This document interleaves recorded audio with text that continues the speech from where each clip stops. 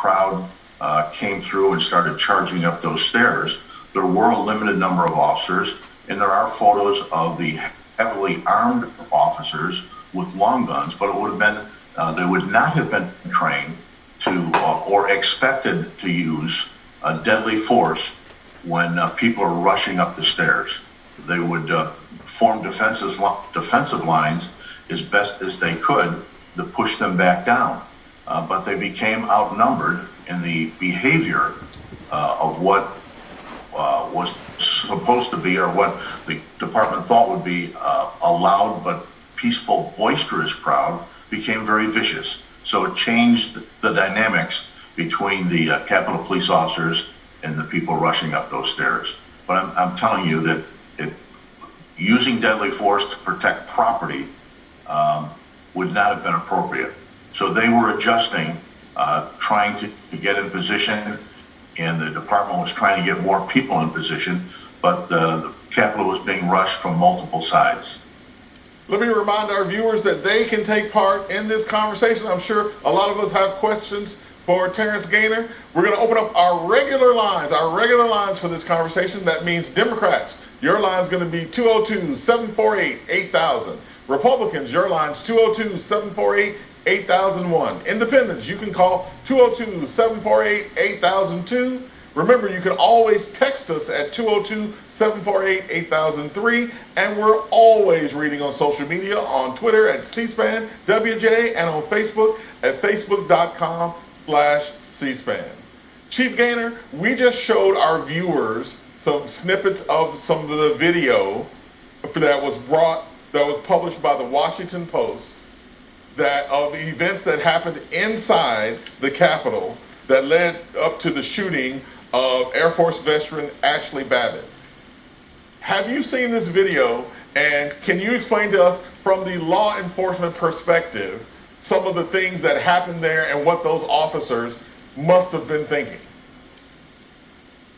Well, there's not a lot that should be said about that now, because it's under investigation by not only the Capitol Police, but the FBI and the Federal Bureau of Investigation. So it's under investigation, and we don't talk about that. But I can tell you about, in general, what was going on without having seen and have all the facts, which is a dangerous thing to do.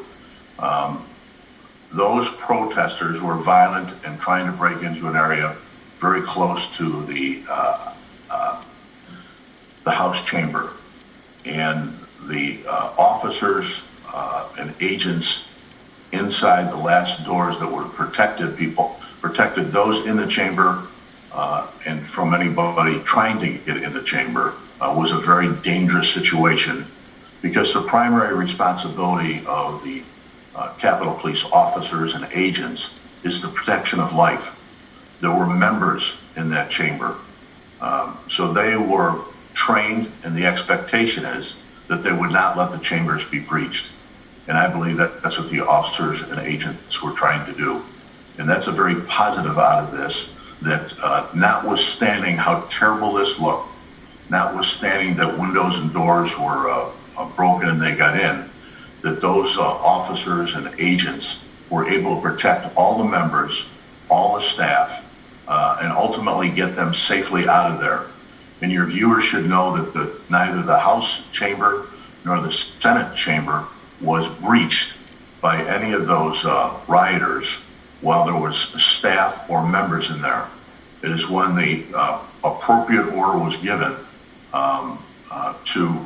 to move to another area, in both the Capitol Police in the chamber and those who came to their assistance moved the members of the House and Senate out of their respective chambers to a safe area. And that's when you saw that the rioters who were in the hallways and passageways then entered the chamber. So the officers and agents of the United States Capitol Police did what we wanted them to do.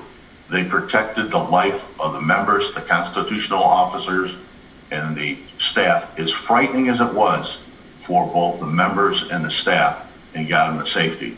And then ultimately what the men and women of the United States Capitol Police did, along with assistance from such agencies as the Metropolitan Police Department of Washington and some other federal agents swept the building of both people and cleared it of any devices that may have brought in, and they were able to reopen those chambers, get the members back in, get the constitutional officers back in, and they were able to conduct their business. So they ultimately did what we wanted them to do, what America needed them to do.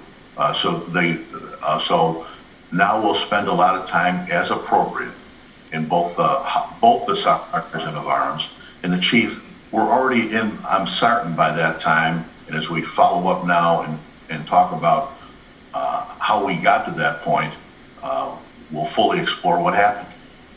We're going to let our viewers take part in this conversation in just a second, but one more question for you, Chief Gaynor. There's been a lot of conversation about when the Capitol Police were being reinforced, whether there were calls to the National Guard, calls to the Metropolitan Police Department. What is the process, and what's your understanding about how and why it took so long for the Capitol Police to be reinforced by neighboring law enforcement departments and the National Guard? See, we don't have the information and the data to do that. The expectation is law enforcement are a data-driven police, and that's how we make that are still under seal. We expect some more arrests over the weekend, and we expect to see some more charges into the next week. We're told, Fred, that the investigators from the FBI, the ATF, the U.S. Marshals, as well as the Metropolitan Police here in Washington are working with prosecutors around the country, around the clock, to try to find some of these people. Some of them, a lot of them have gone back to their home states, and they're getting picked up, and they're going to be brought here to face these charges. Evan Perez, thank you so much for that.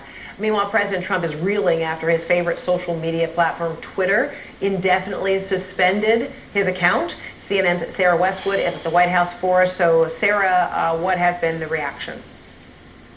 Well, Fred, President Trump seemingly attempted to get around that ban last night when he posted complaining about having his free speech taken away, hinting that he could soon be looking for an alternative platform. But this is coming as the White House is in crisis mode, dealing with the fallout from the president's incitement of violence this week, and the looming prospect of impeachment coming potentially as soon as Monday, and privately aides are taking that very seriously. Publicly, the White House released a statement yesterday saying, as President Trump said yesterday, this is a time for healing and unity as one nation. A politically motivated impeachment against a president with 12 days remaining in his term will only serve to further divide our great country. Now, 11 days left in the president's term. But aides have been trying to guide the president towards a more measured response and towards a more forceful condemnation of the riots after his highly criticized initial response in which he said he loved the rioters. The president released a second video in which he did go after the rioters more forcefully, but nonetheless, lawmakers on both sides of the aisle were very dismayed at that initial reaction from the president and the fact that he did not seem to be bothered by the fact that these rioters were storming the Capitol. That included Republican Senator Ben Sasse, who claims that Trump was delighted with what he saw. As this was unfolding on television, Donald Trump was walking around the White House confused about why other people on his team weren't as excited as he was, as you had rioters pushing against Capitol Police trying to get into the building. Now, during the insurrection, CNN is reporting that Trump and his attorney, Rudy Giuliani, tried repeatedly to reach Senator Tommy Tuberville, an ally who they hoped to push into delaying the certification of the Electoral College results. They both mistakenly dialed Senator Mike Lee. By accident, they did not reach Tuberville in order to pressure him to delay those certification further, but it just shows you the desperation that Trump and his allies were feeling as the scene unfolded on Wednesday. One person who did not receive a phone call from the president during all that chaos was Vice President Mike Pence, who stayed at the Capitol throughout the day, late into the night, to oversee the certification of the election results. The rift between the two men has only grown. They have not spoken since that day, and Pence has said he will attend the inauguration if invited, while Trump has said he will not attend. Now, White House aides are hoping that the president can turn his attention to what he'll be doing after he leaves office in 11 days and preserving whatever's left of his legacy. But of course, Fred, there's a lot of uncertainty surrounding how the president will behave with this last week plus in office. And so, Sarah, what more do we know, if anything, about how it is the Vice President and the President have not spoken when the Vice President was seen going to work at the White House? Ordinarily, aren't they in each other's space? If at the very least on the phone, how is it they were able to avoid one another at work at the White House? Yeah, Fred, the seeming split between Trump and Pence is really remarkable because throughout Trump's campaign and presidency, Pence has been in lockstep with Trump. He has really been extremely loyal to the president, but earlier this week we did see Trump, while he still had a Twitter, go after Pence on that platform for overseeing the election results. Trump has privately complained that Pence did not do enough to obstruct the election. Now, 25th Amendment talk removing Trump with members of the cabinet did pop up this week, but Pence, Fred, was said not to have been interested in using that option. And it takes the vice president, it takes a majority of the president's cabinet and 2/3 Congress in order to get that removal of office to happen. All right, thank you so much, Sarah Westwood. Appreciate it. Congressional House delegation, I mean, that was a very significant event, and to have no plan that things can go violent, I think that we need to have a response from her, and I would like to know what she directed to do or didn't. All right, well, we'll follow this very closely. Congresswoman, thank you very, very much. And by the way, we will reach out yet again to Speaker Pelosi's office. We had and we will again to keep on top of this fair and to see exactly what happened in the chain of events that led to it happening. With us now is Charles Marino, the former Secret Service Supervisory Special Agent. He's a former DHS senior law enforcement official. Charles, while I have you, what do you make of what the Congresswoman was saying, that there's a lot of blame to go around? I mean, you could talk about the president lighting the match and maybe inciting this crowd, talk about Capitol Hill police caught flat-footed, maybe Nancy Pelosi herself and the leadership in Congress unable to deal with this unexpected invasion. What your thoughts? Hey, Neil. Yeah, it's a fair question. I mean, listen, at the end of the day, the Capitol Police, Senate and House Sergeant-at-Arms that oversee law enforcement functions at the Capitol report directly to Congress. So like you said, there isn't a lot of accountability that's going to be spread around and need to be looked at here regarding this overall national security failure. You know, the failure to anticipate what could go wrong that day, coordinate proper resources in advance, and then incorporate it into an overall strategic plan. So what we saw here was we saw the Capitol Police officers that really were set up to fail here by their leadership. They put up a valiant fight at the end of the day, did what they needed to do, and evacuated all the members and the vice president to safety, but, you know, ultimately lost the battle there and unfortunately lost one police officer in the process so far.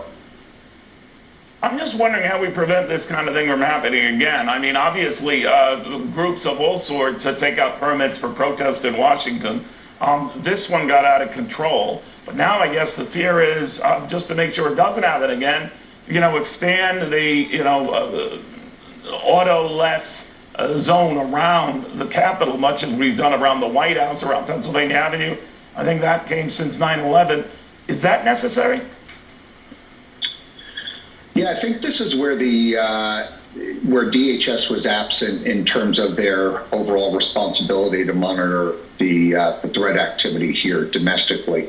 If they had been doing their jobs, what they would have seen was that there was absolutely the big possibility and the chatter on social media for things to go south here. You had the main rally that the president attended down on the Ellipse just a few blocks away from the Capitol, questioning the validity of the election. And then at the Capitol, you have the very process underway to validate that election. So really, the intelligence was there. The possibility for this to go wrong was prevalent. And the Department of Homeland Security, with the certification of an election being a significant national event, should have been designated a national special security event and put the Secret Service in charge of the overall coordination, similar to what we're going to see on the inauguration. All right, we know of about 6,000 National Guardsmen and women have been called in over the next 30 days to cover the period of the inauguration. And recognition, but for dignity and for our own safety, right? And oftentimes when our communities take to the streets, it is in frustration, grief, and rage from being attacked unfairly and unjustly. We are not actually trying to take over the government, and that is a core distinction. But I think the government needs to understand that this has been named already as the sharpest threat to the institution of government in this country, and so it needs to be addressed as such. And it also means we have to strengthen our institutions. You know, Tiffany, the underlying engine for attempted coups are weakened public institutions, and that is exactly what Donald Trump has been doing over this last 4 years. He has been literally dismantling government. Himself and people and the likes of Steve Bannon and others. They really want to make sure that there are not rules that can equally distribute power, but also hold bad actors accountable. And we definitely need to make sure that those kinds of things are on the books as well. Well, we'll be watching, and you'll certainly be back on the show to talk about it. Tremaine, I want to turn to you, because one thing that you and I have talked about, we constantly ask people, particularly black people who built this country for free, I might add, like my friend Angela Rye likes to say, we ask them to believe in this system, participate in this system. When we see the system play out like this, when we see the system, the state, have such a relaxed attitude towards people, and then we have to turn to black men and black women and say, oh no, but buy into this same system by participating, by voting. And they say, you want me to believe in this system that has imprisoned my brother, that has poisoned my community, that has kept me in shackles. You want me to buy into that and participate in that and think that's going to save my life or change my life? I understand that frustration, and it makes the work harder to convince these people to buy into this concept of a democracy. You have covered this for over a decade now. What has been your response, your reaction, folks you talk to across the country, as you navigate this landscape when we saw the complete, utterly disrespectful disparity between how black protesters are treated and how mad MAGA mobs are welcomed by law enforcement?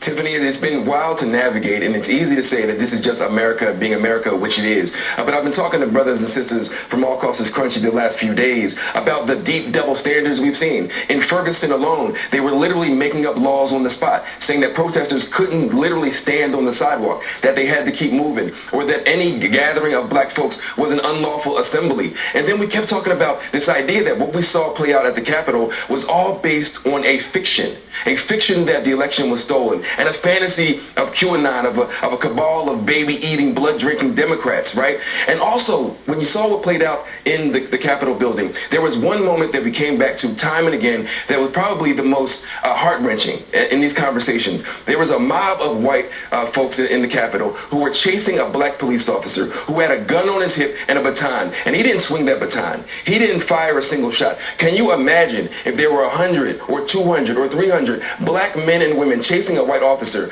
Black men have been killed for much less. They've been killed for furtive movements, for the fear they've instilled just by the fact of their skin and their gathering. Meanwhile, a police officer was literally murdered, allegedly beaten with a fire extinguisher. And the question remains, where is Blue Lives Matter? Where is the thin blue line? The double standards abound. And time and again, when black folks are smacked in the face with the reality of what this country has always been and continues to reinforce in its actions and its behaviors, and watching what we saw yesterday, or Wednesday, I'm sorry, if ever there were a time to deploy bullets and batons, you'd have to imagine it would be the sacking of the Capitol in the heart of government. And so meanwhile, every election cycle, we come back to black folks and we need you. We need you to save it. The Democratic Party needs you to show up. Praise black women. How do we pull black men into the fold? But if you continue to smack and deliver those blows to black folks, it's clear that the democracy will still be undermined because we won't trust it.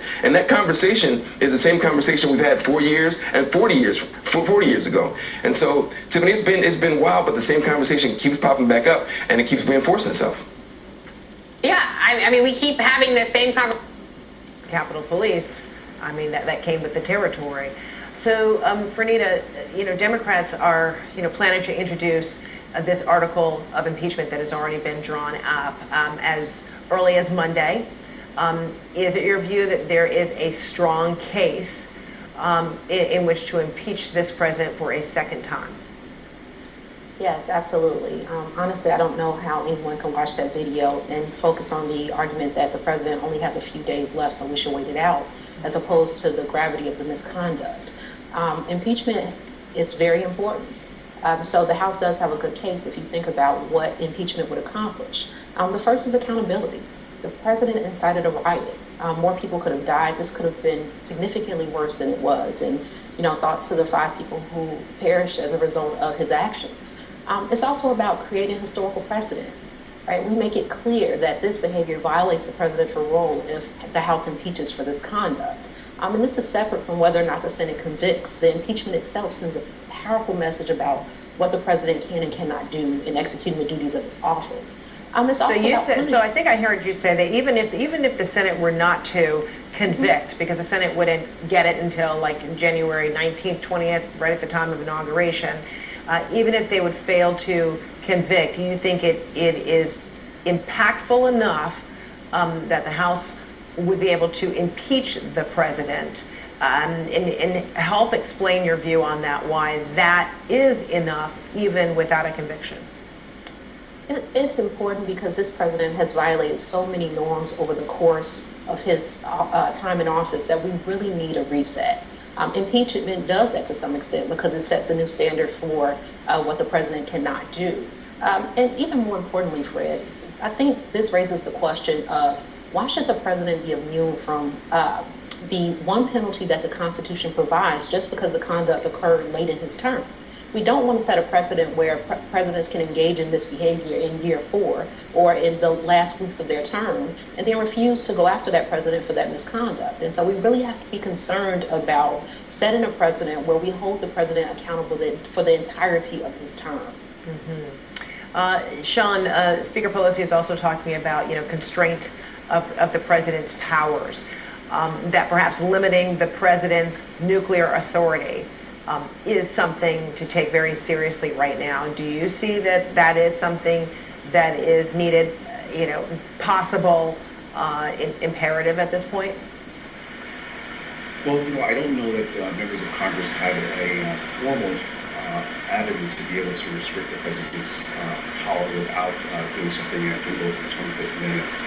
But I do think it is the case that we all should be concerned about what the president might do in his final days in office, simply because of the behavior that we've already seen.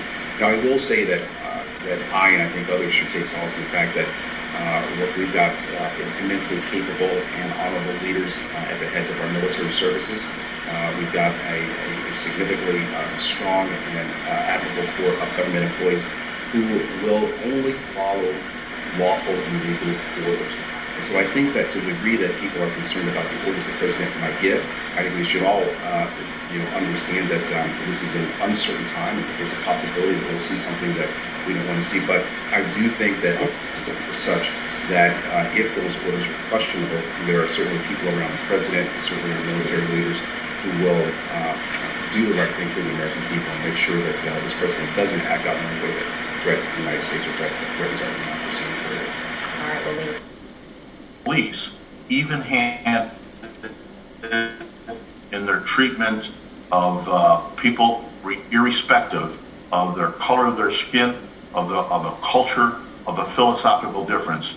And police chiefs around the United States and across the globe are trying to figure that out. And I know there's a divide right now about how the trust police have or don't have.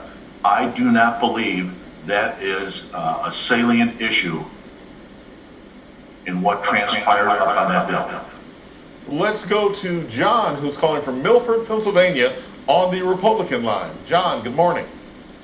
Yes, good morning. I'd like to say, condolences to anybody that passed away in this riot. My question for the Mr. Gaynor is, in the police department, are you telling me that the individual that shot and killed this woman, you're allowed to shoot from a standing point behind the side of a wall and endangering not only the people that were doing these riots, of course, but the police officers that were around her?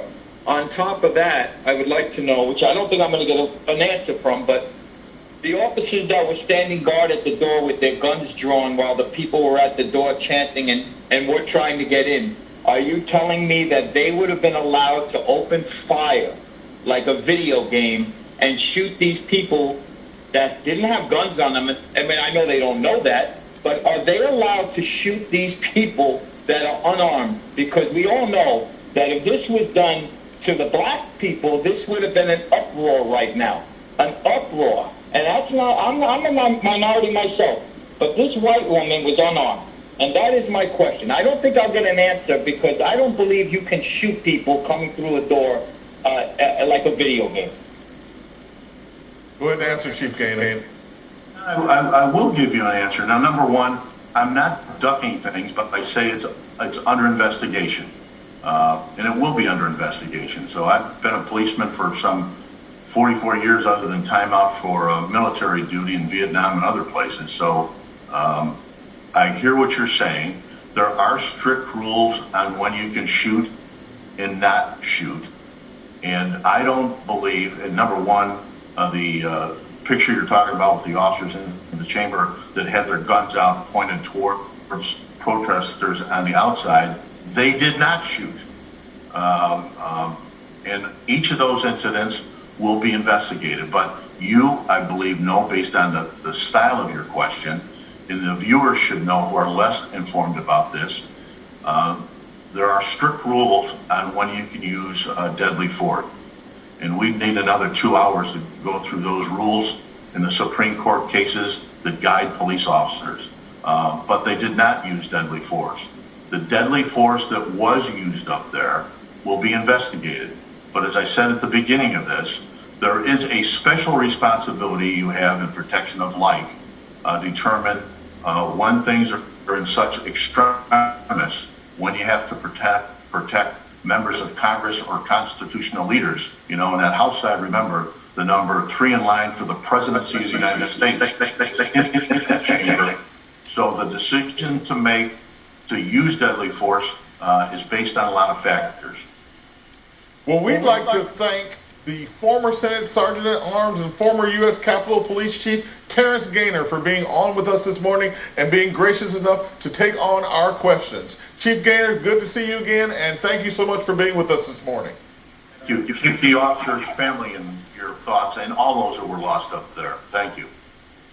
Coming up next on Washington Journal, we'll speak to Roll Call Life at golo.com. Capitol riot aftermath. Now, what lawmakers must do to protect the rights, freedoms, and safety of all Americans. Marco Rubio and Devin Nunes weigh in on Sunday Morning Futures.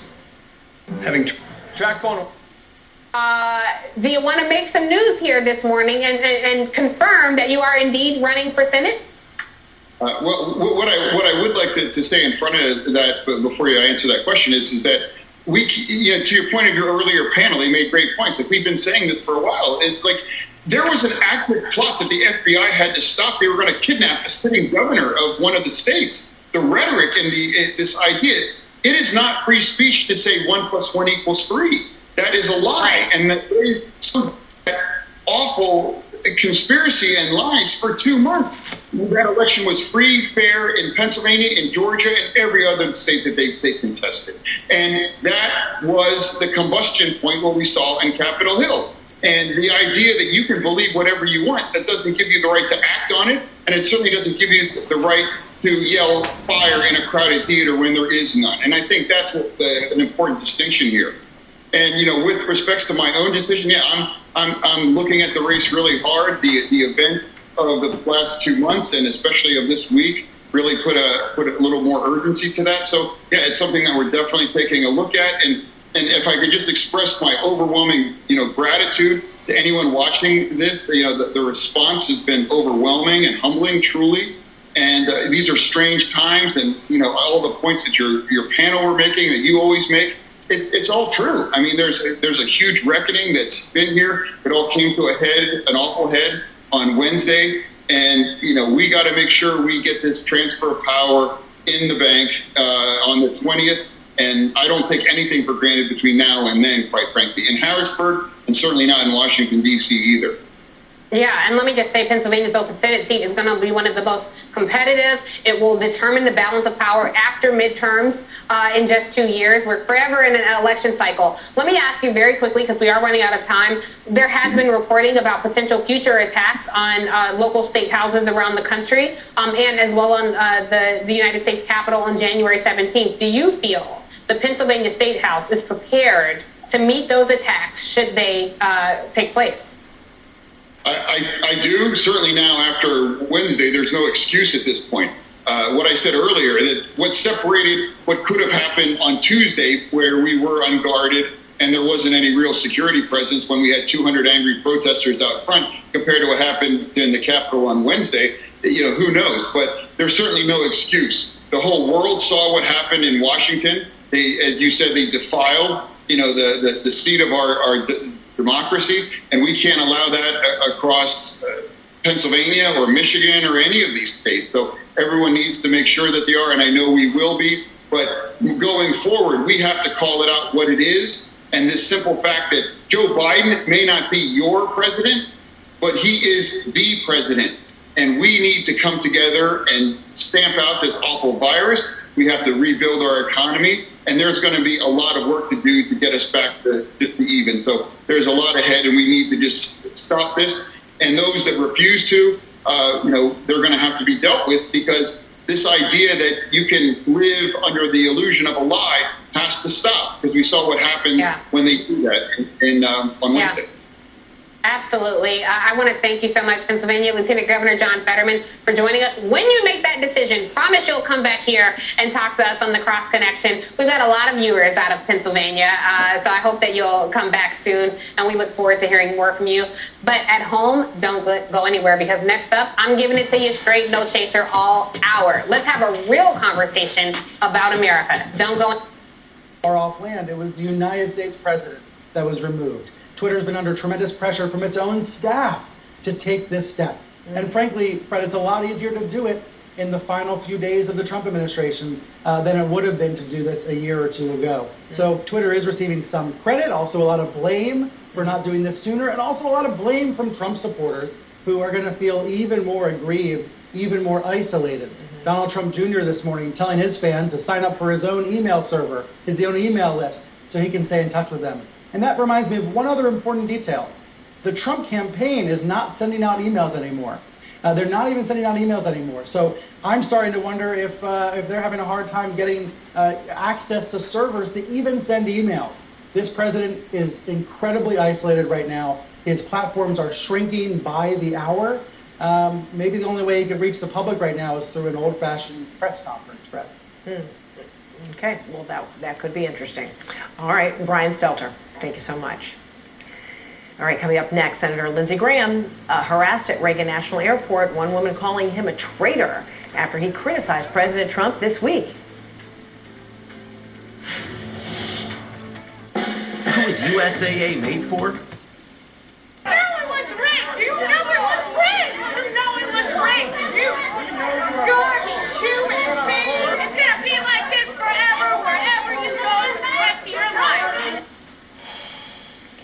So what does that sentiment indicate to you, of the road ahead for those who speak out, for those Republicans who, are critical of the president, even though he's on his way out, their life could be made a little miserable just like that?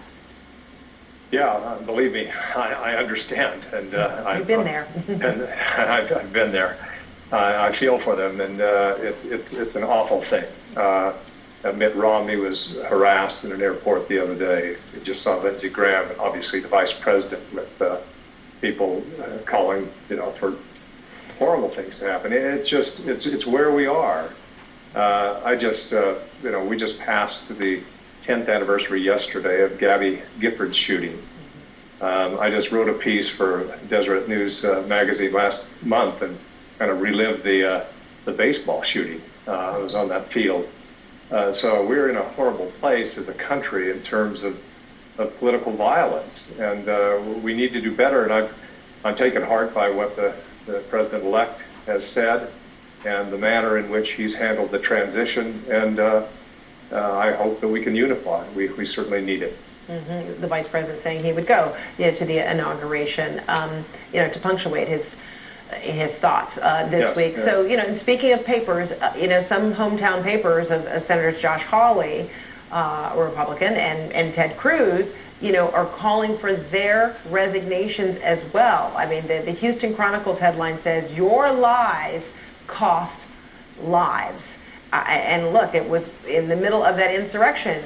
Hawley's, fist was raised in the air. I mean, Ted Cruz continued to vote later on that evening not to certify the election. So do you agree with those calls from those newspapers, and what do you see as their demise?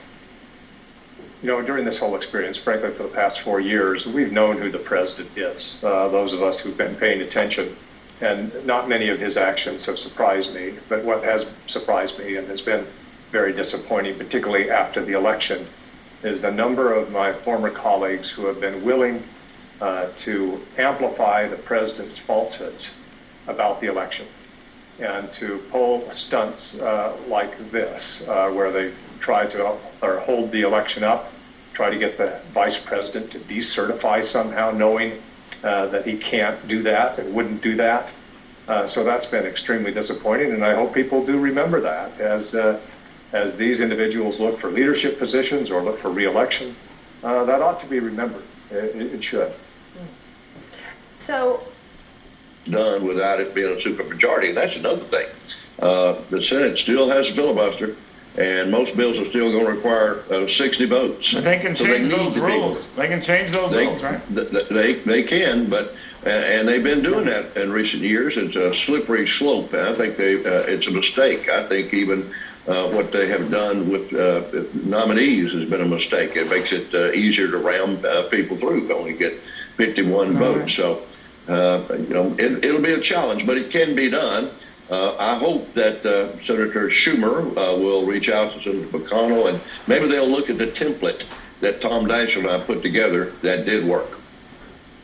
It was a very good template, to your point.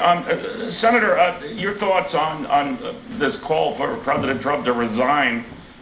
Forget the impeachment stuff. I got the 25th minute stuff. Just get out. Lisa Murkowski saying just that, the Republican senator from Alaska. What do you think?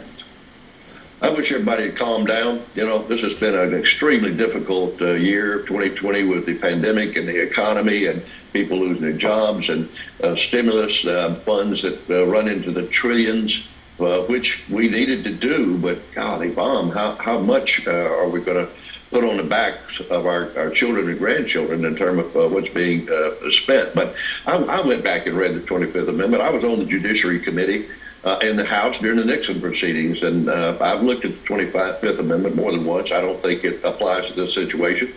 I think for the House to go to an impeachment, what is the goal here? Just to make the statement, okay, we've impeached him twice, but Trump is only going to be in office, 11, 12 more days?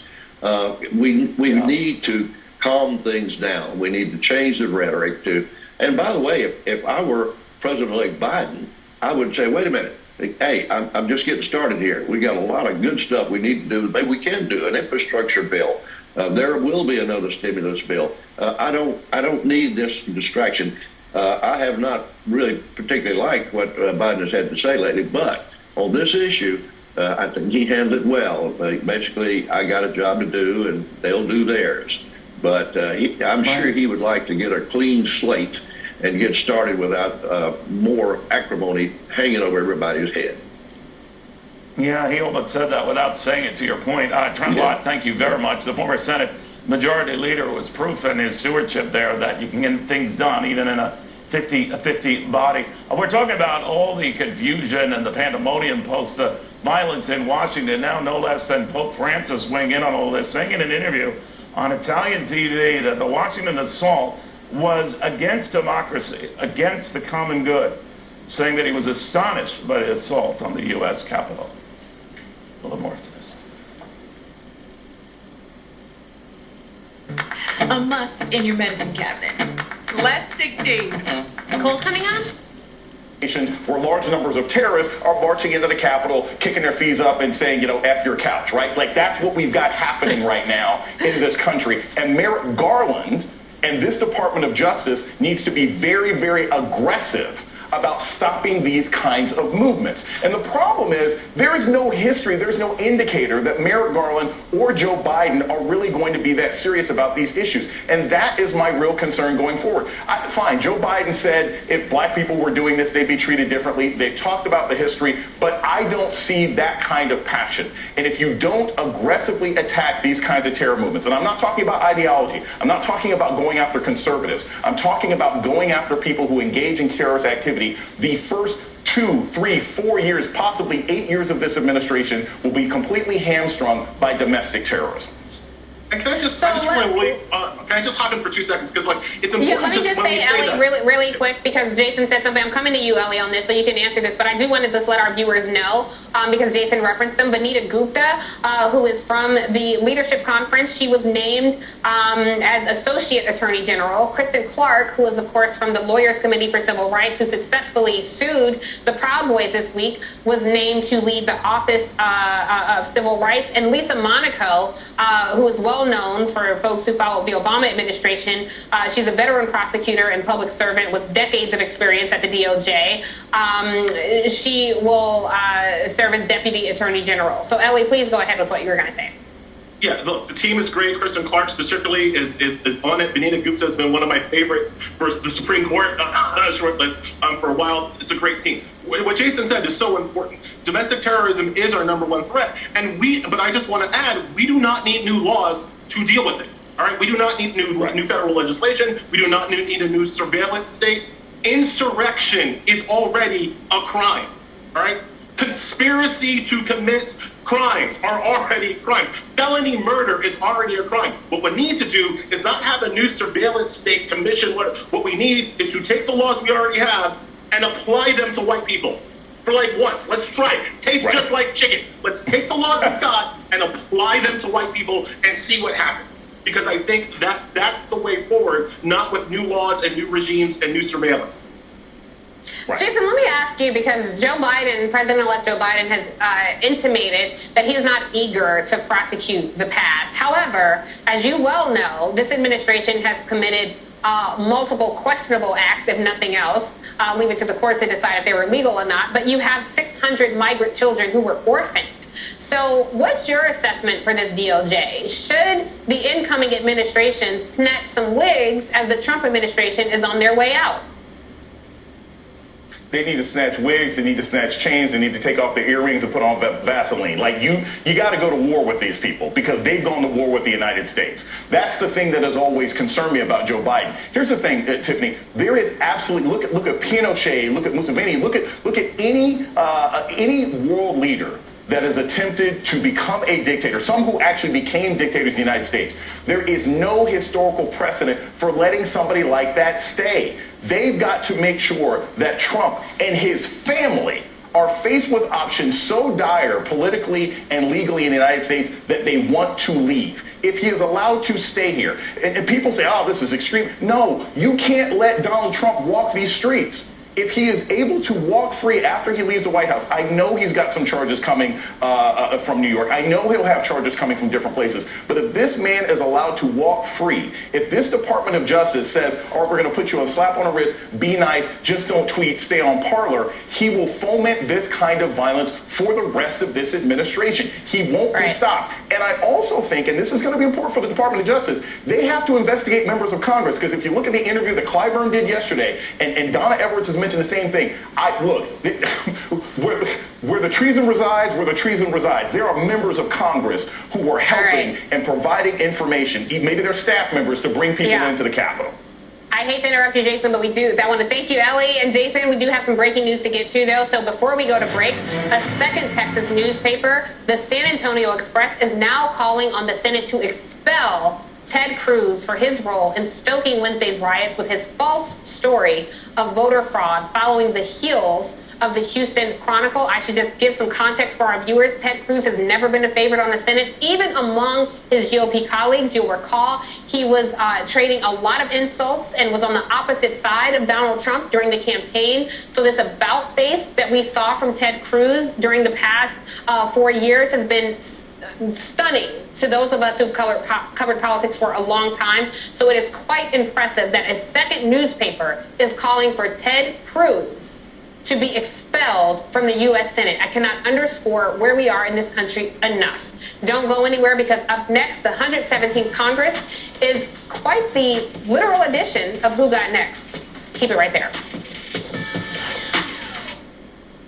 In the meantime, here, there are a lot of Democrats who are dancing and running happy. They've got full control, the full run of the table in our nation's capital. But lest they get too cocky, we go back in history to show there were plenty of times both Democrats and Republicans thought they ruled the world until the next election, when they didn't. After this. This is Monogram. We're an Austin, Texas-based medical technology company transforming the orthopedic market by combining state-of-the-art surgical robotics. Card connected to a smart app, loaded with budgeting tools and complete with parental control. I think that Share the same sentiments as Dr. Redfield, that this was a super surge event. Well, it certainly could be. What we saw were, hundreds, if not close to thousands of people congregating without masks for extended periods of time. And these individuals, we know, came from all over the country, and so they're going back to where they live and perhaps potentially bringing the virus with them and spreading it all over. And then to underscore, how bad the situation is across the country, health officials in California have just deployed 88 makeshift morgues to counties statewide to help handle an influx of bodies. This is some hospitals, they're prepared for the possibility of having to ration care. How dire is the situation when you hear that? The situation is very dire here in Southern California. We have historic high numbers of hospitalized COVID patients, historic high numbers who are critically ill. We don't have any more ICU capacity. All of the hospitals in the region are putting ICU patients in unusual places in the hospital just to find room for them. And we haven't yet even seen the patients that will come in as a result of their mixing during the Christmas holidays. As you know, it takes 2 to 3 weeks for patients to get sick enough to need the hospital after they've gotten the virus. And Christmas was only 2 weeks ago, and we're already full. So the next 7 to 10 days are extremely worrying to all of us here. Wow, very frightening. Dr. Anish Mahajan, thank you so much. Continue to be safe. Thank you. And we continue to follow breaking news. New arrests in the Capitol Hill riot. The man who was caught on camera carrying Nancy Pelosi's podium now facing charges.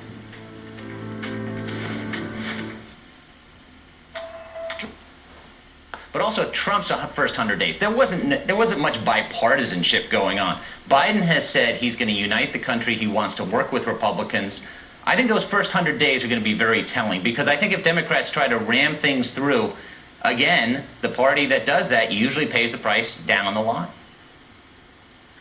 Joe Manchin interests me very quickly. He's already signaled that he's not for more of these generous stimulus checks out. That might be the first sign among many that you can't necessarily count on him to be in the Democratic column all the time.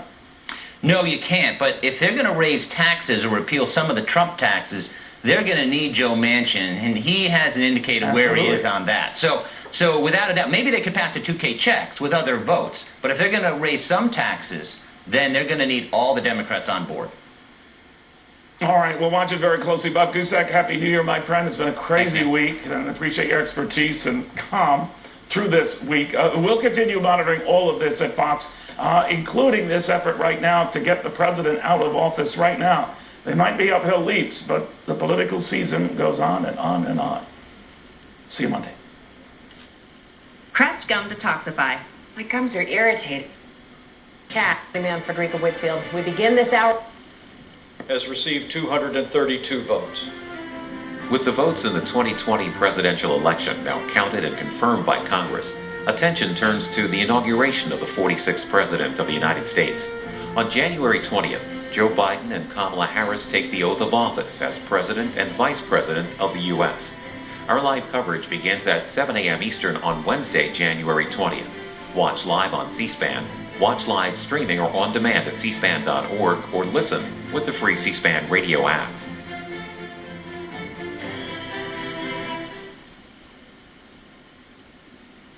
political universe, and it's fun to be back with everyone here because we have a busy news Saturday. I don't know if you had plans, but if you did, you'd better spend a few minutes with us first to get the latest. And for the latest, we have Mark Meredith tracking it all. Mark, good morning. Griff, good morning to you. President Trump relies on his Twitter account to dictate policy, fire people, tell the world what's on his mind. But now Twitter has suspended his account. The company says it's worried the president's messages will cause chaos and violence. When you go to log on to Twitter and you try to go to find the president's handle, you'll see the words account suspended. His photo is gone, his past messages no longer visible, and up until yesterday, he had some 80 million plus followers. Twitter releasing a statement Friday night writing, quote, after close review of tweets from the president's account and the context around them, specifically how they are being received and interpreted on and off Twitter, we have permanently suspended the account due to the risk of further incitement of violence. Twitter is only the latest platform to block or ban Trump and his affiliated accounts. Facebook, Instagram, Snapchat also going that route. The president attempted to post on his campaign accounts and on the POTUS account. Those tweets were blocked, and a Twitter spokesperson says those accounts are not going to be banned, but there will be limited use for the time being. One campaign advisor is also encouraging the president to sue Twitter. Meantime, the president's also vowing to fight back, potentially creating his own social media platform. Lawmakers, they are speaking out with mixed reaction to this social media shutdown. Among those that are fired up, South Carolina Senator Lindsey Graham, who writes, quote, the Ayatollah can tweet, but Trump can't. Says a lot about the people who run Twitter. And while others are glad to see the ban in place, that includes Adam Schiff, congressman from California, writing, social media companies have allowed this vile content to fester for far too long and need to do much more, but banning him is a good start. Twitter stock dipped nearly 2% in after-hour trading after the ban was announced last night. The president's son is calling all of this political censorship, and some supporters of the president, people like Rush Limbaugh, have deactivated their accounts. Griff, a lot of reaction to this going on. Indeed. Mark Meredith in Washington. Thanks, Mark. Into a new app after President Trump's Twitter account was permanently suspended.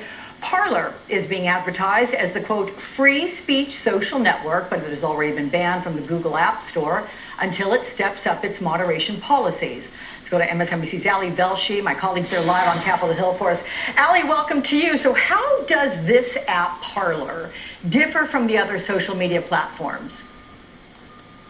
Well, so the difference is that Parler, Alex, has no moderation whatsoever. So there's been criticism on Facebook and on Twitter over the years that they don't moderate very well. But if someone sends a tweet that you think is abusive, racist, harmful, threatening, things like that, you can press a button, you can submit it to Twitter for their investigation. And the criticisms are that Twitter and Facebook have not been particularly good at that. But there are real moderators. If there's a threat to somebody's life, racism, abuse, things like that, they will ultimately deal with it. Parler has zero moderation. The whole point is that this is a completely free community that you can say what you want. What it tends to have done is attracted very hard right conservatives, conspiracy theorists, racists.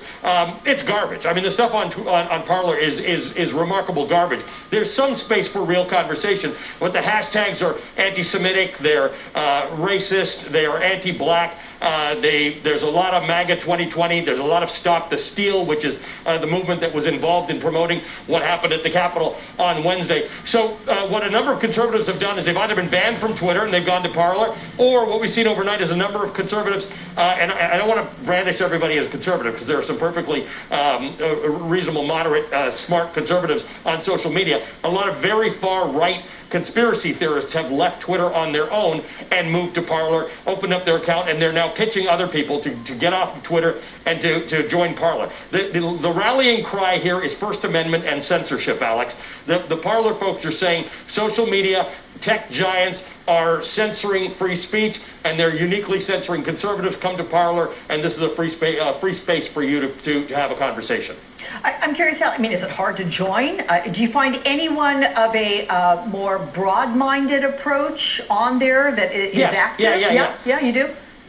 Yeah, no, it's not hard to join. They do require, if you want to be verified on it, to send information about you that some people may not be comfortable sending a social security number, a photograph of your driver's license, and then a selfie of yourself so that they know you're actually the person in your driver's license. But it's not hard to join at all. And yes, there are people across the political spectrum. It's not all garbage. It's just a lot of garbage on Parler at the moment. It's not like Twitter where you were getting into intellectual debates with people who didn't share your views with a side dish of garbage sometimes.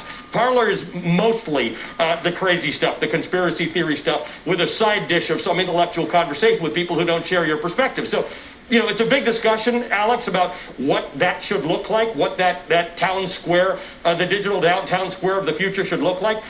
Parler's not it right now. Right now, Parler is the garbage dump of conversation. I like the way you put that, my friend. Thank you very much, and safe travel. Remove the president from office. Fred, we're seeing a very different situation this go round. Already some indications of Republicans who are willing to break from the president.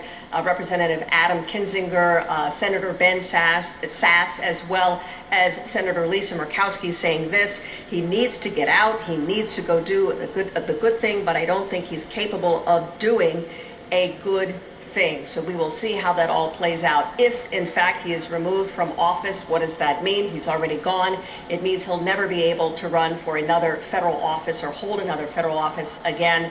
If he is not removed from office, it means that he makes history as the only president to be impeached twice, Fred. All right, Suzanne Malveaux, thanks so much on Capitol Hill. All right, with me now, Tim Naftali, a CNN presidential historian. Also joining me, Charles Ramsey. He's a former Philadelphia. It's fundamentally different. Is to set up government or corporate officials to decide what speech is acceptable and what is not. That's a very dangerous power that can quickly become abused. The president did not call on these rioters to break into the Capitol and to impede the Congress's work. He gave a very fiery speech. I thought it showed very poor judgment, but it was no more fiery a speech than what we're hearing from the Democrats now in response. That's called freedom of speech. And the moment we begin punishing that or censoring that, we've lost our First Amendment, and we may never get it back. In the last Congress, you sponsored a bill, H.R. 8896, to repeal Section 230. Where does this leave us now? Well, I sincerely doubt that Section 230, that's the exemption that the companies get from liability for what they publish under this new administration and this new Congress. But given the size that they've attained with this immunity, I'm very concerned about their ability to essentially destroy the platform that they have built based on their immunity that gives Americans the ability to share their ideas. Bad ones or good ones. And again, it was Thomas Jefferson who said, you know, error of opinion may be tolerated where reason is free to combat it. They're now destroying the very foundation of that sentiment. Congressman, you mentioned rather than healing, which is, of course, a statement full of irony, given that the president is now accused personally of fomenting an attempted insurrection attempt via rioters on Capitol Hill. But nonetheless, the message very consistent, both from the White House and from now their top ally on the Hill, Kevin McCarthy, the Republican leader in the House, saying that there's essentially no point, that everybody should just keep their powder dry for the next 12 days until the president leaves office. Okay. Josh Levin, we'll see you next era. Thank you so much. Joining me now is New York Congressman. Step would be to go on. Thanks for joining me. So, I know that you've supported calls for the 25th Amendment, but other than discussions, there are no signs that it is being pursued. First of all, timing, the window for declaring the president unfit to serve office. Is it closing? I mean, he has 11 days left, Alex, and so time is very short. I think instead of focusing on criticizing Democrats who are talking about having to go down the impeachment route again, instead of criticizing Democrats who support that, how about taking action yourself, Republicans? How about Mike Pence talk to the cabinet about invoking the 25th Amendment? Do your job. How about getting a group of trusted people who know Donald Trump to walk into the Oval Office a la Richard Nixon and say, sir, it's time to go? Well, look, we heard Josh reporting it, and you know that Vice President Pence reportedly opposes invoking the 25th Amendment. He thinks it would add to the chaos in Washington. You have Senator Lindsey Graham, who on the other foot is against impeachment. He says that's going to do more harm than good. Is there legitimate concern that removing Donald Trump from office would incite further violence? I think that's the line that the Republicans are using because none of them have the backbone to do what they know is right. I hope that everyone can remember exactly what happened Wednesday. I was in that building. It was horrifying that this was happening in our country. It was an insurrection, an attempt to overtake another branch of government, to cause harm to elected members of Congress. They stormed the building, and they were doing this after being incited to do it by Donald Trump. I mean, this threat to our country was not a foreign threat like we had on 9/11. This was a domestic terrorist act that was aided and abetted and incited by this president. So every single one of these Republicans know it, and except for a handful of people like Adam Kinzinger, my Republican colleague in the House, and 3 senators calling on him to resign or saying that they would support the 25th Amendment. There's silence on the other side of the aisle. That is absolutely outrageous. That is what people should be outraged by. Is there a number, can you put a percentage behind your Republican colleagues in Congress who might be behind removing Trump, installing Pence as an acting president until the inauguration? And the fact that the president's Twitter account has been permanently suspended means that he can't call out those people who might actually believe that would be the right way to go, right? Could more Republicans speak out without fear now of reprimand on his favorite bully pulpit? Well, you'd like to think so, but I mean, there's still ways. Now you've got Donald Trump Jr. kind of taking over the soapbox of this, stop the steal and all this craziness. It's ridiculous. They should shut him down and take his voice away as well. But look, this is about Republicans doing the right thing and putting the security of this country before any political consideration they have. I mean, some of them backed away from it after we finally got the Capitol back under control and we both went back to our floors to finally certify this election. But, you have all these people, Ted Cruz, Josh Hawley, going out and perpetuating these falsehoods about a stolen election and about rampant fraud when every single judge, most of whom were appointed by Trump, have said there's no evidence that this election was stolen or fraudulent in any way. They are propping up these false allegations that led to this insurrection. They need to have a backbone, stand up, and do the right thing. How much damage can the president do in 11 days? Let's point to Wednesday and show you how much damage he was able to do by inciting his supporters to attack the Capitol. There's a lot of damage that can be done. Absolutely. By the way, I'm looking at a headline from the San Antonio Express News. Ted Cruz must be expelled from the Senate. Trump impeached. So they're certainly calling for accountability on that front. I know in terms of accountability, you have called for a federal investigation into what you see as this epic security failure. You have resignations of the Capitol Police Chief, also the Senate Sergeant at Arms. We know the House Appropriations Committee is investigating, Senate Homeland Security, Rules Committee, they're going to hold hearings. What in your mind are the biggest questions that need to be answered? One of the questions that I would like to have answered, Alex, is how did we allow this to happen when there was ample evidence all over social media that this could be the likely outcome of this crowd, Donald Trump telling them to come for 6 weeks, come get ready to take back your country on January 6th. We saw all over social media that they were going to storm the building, that's the step that they were going to take. And, look, there's a big investigation that has to happen. I mean, what a lot of people weren't aware of is that there were pipe bombs placed strategically all around the Capitol Hill area, so as to take focus away from the actual building itself. And that actually weakened the ability of the Capitol Police to have the response that they needed to have. But this is, we should have expected this.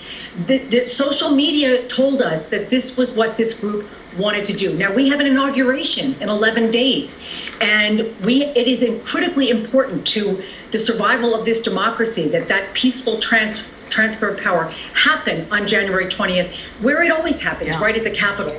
And I know that but we need to make sure that even if it means calling in the military, do what we have to do to maintain this great country of ours, this democracy of ours that stands as a beacon of hope still to the rest of the world.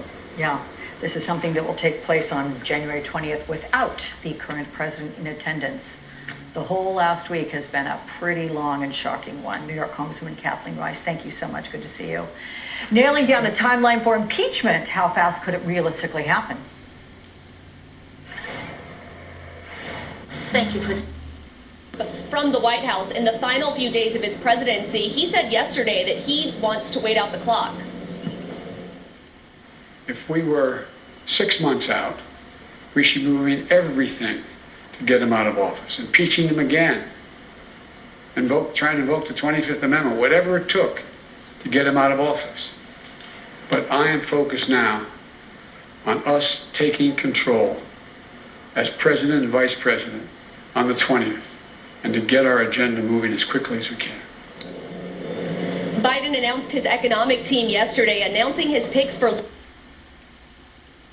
making his cabinet complete. Biden picked Rhode Island Governor Gina Raimondo for commerce and Boston Mayor Marty Walsh for labor. He also announced a major vaccine update yesterday, saying all vaccine doses should be made available to everyone now. A transition official gave me the following statement on this, quote, "The president-elect believes we must accelerate distribution of the vaccine. He supports releasing available doses immediately and believes the government should stop holding back vaccine supply so we can get more shots in Americans' arms now." And Biden told Fox News that more details on that are coming next week. Can you guarantee that everybody can get their second shot on time? The answer is I'll be talking about that on Friday. On Friday? Thursday. A transition official tells me that they have faith in manufacturers that they'll be able to roll out enough new vaccine doses that they don't need to set aside a second dose for people that have received their first dose. Griff?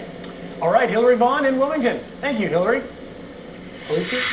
In the meantime, North Korea announcing it will increase its nuclear arsenal. This coming just days before President-elect Joe Biden takes office. North Korean leader Kim Jong-un calling the United States his country's, quote, biggest enemy, and revealing plans to build a new nuclear-powered missile submarine. Biden is promising, quote, principled diplomacy with North Korea.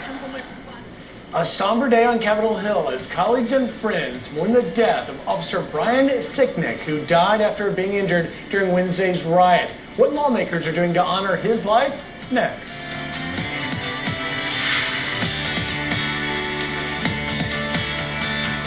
Your journey requires Liberty Mutual. Who's next? Progressive can't save you from becoming your parent. Can be characterized, or is best characterized, as a mental illness. But I completely agree with you that white supremacy and other forms of violent ideology is abhorrent, and we need to do everything we can to rid our society of such behavior. But in terms of using the tools that we have to combat mental illness, we're not 100% sure that that's the best way to describe it. Who does suicide affect the most? Men, women? What information do we have? That's a really good question. Men die by suicide at higher rates, but women attempt suicide at higher rates. Why the difference? Men are more likely to use more lethal means, and particularly, they're more likely to use firearms as the means by which they attempt suicide. So deaths from suicide are higher in men. In terms of which men or women are in terms of age or race, we also know a lot about that. And I encourage anyone who's interested to visit the CDC website because they have really detailed statistics. The rates of suicide are highest amongst older men, middle-aged to even elderly men, in terms of deaths per 100,000. They're also higher amongst young adults in males than in females, but really the highest rates are in older adults. I'm sorry, go ahead. I was just going to say one very concerning demographic, and this is, I think, in direct relationship to the previous caller's comment. The one very concerning demographic is in Black youth. So historically in the United States, and even over the past 20 years, Blacks have had lower rates of death by suicide, perhaps for many reasons. But in Black youth over the last 4 to 5 years, we've seen very concerning increases in the rates of death by suicide in that group. And so we at the NIMH are really interested and are sponsoring a number of research studies to try to understand why that's happening and what we can do to intervene. Let's go back, Carol.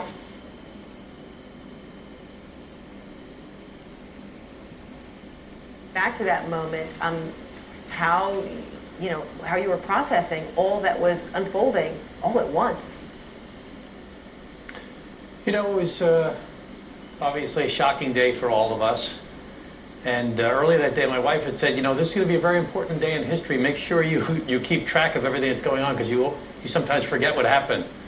So I was making a point of writing notes to myself before that about what was going on inside the chamber, where people were debating, which is, I disagree very strongly with my colleagues who were objecting to the electoral process, but they were debating. And what was going on juxtaposed with outside, where they were being violent, and people were getting more and more violent.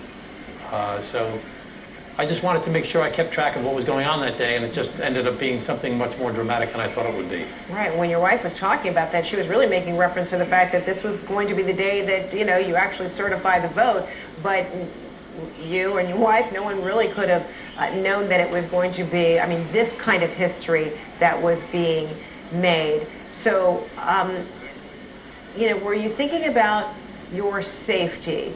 Were you thinking about, whether following the instructions on, going to this place of safety was going to be the, priority here? Was it, survival instincts kicking in? Was it the disbelief that these Americans, were coming into this Capitol and threatening your lives and threatening the very institution of democracy in Capitol Hill?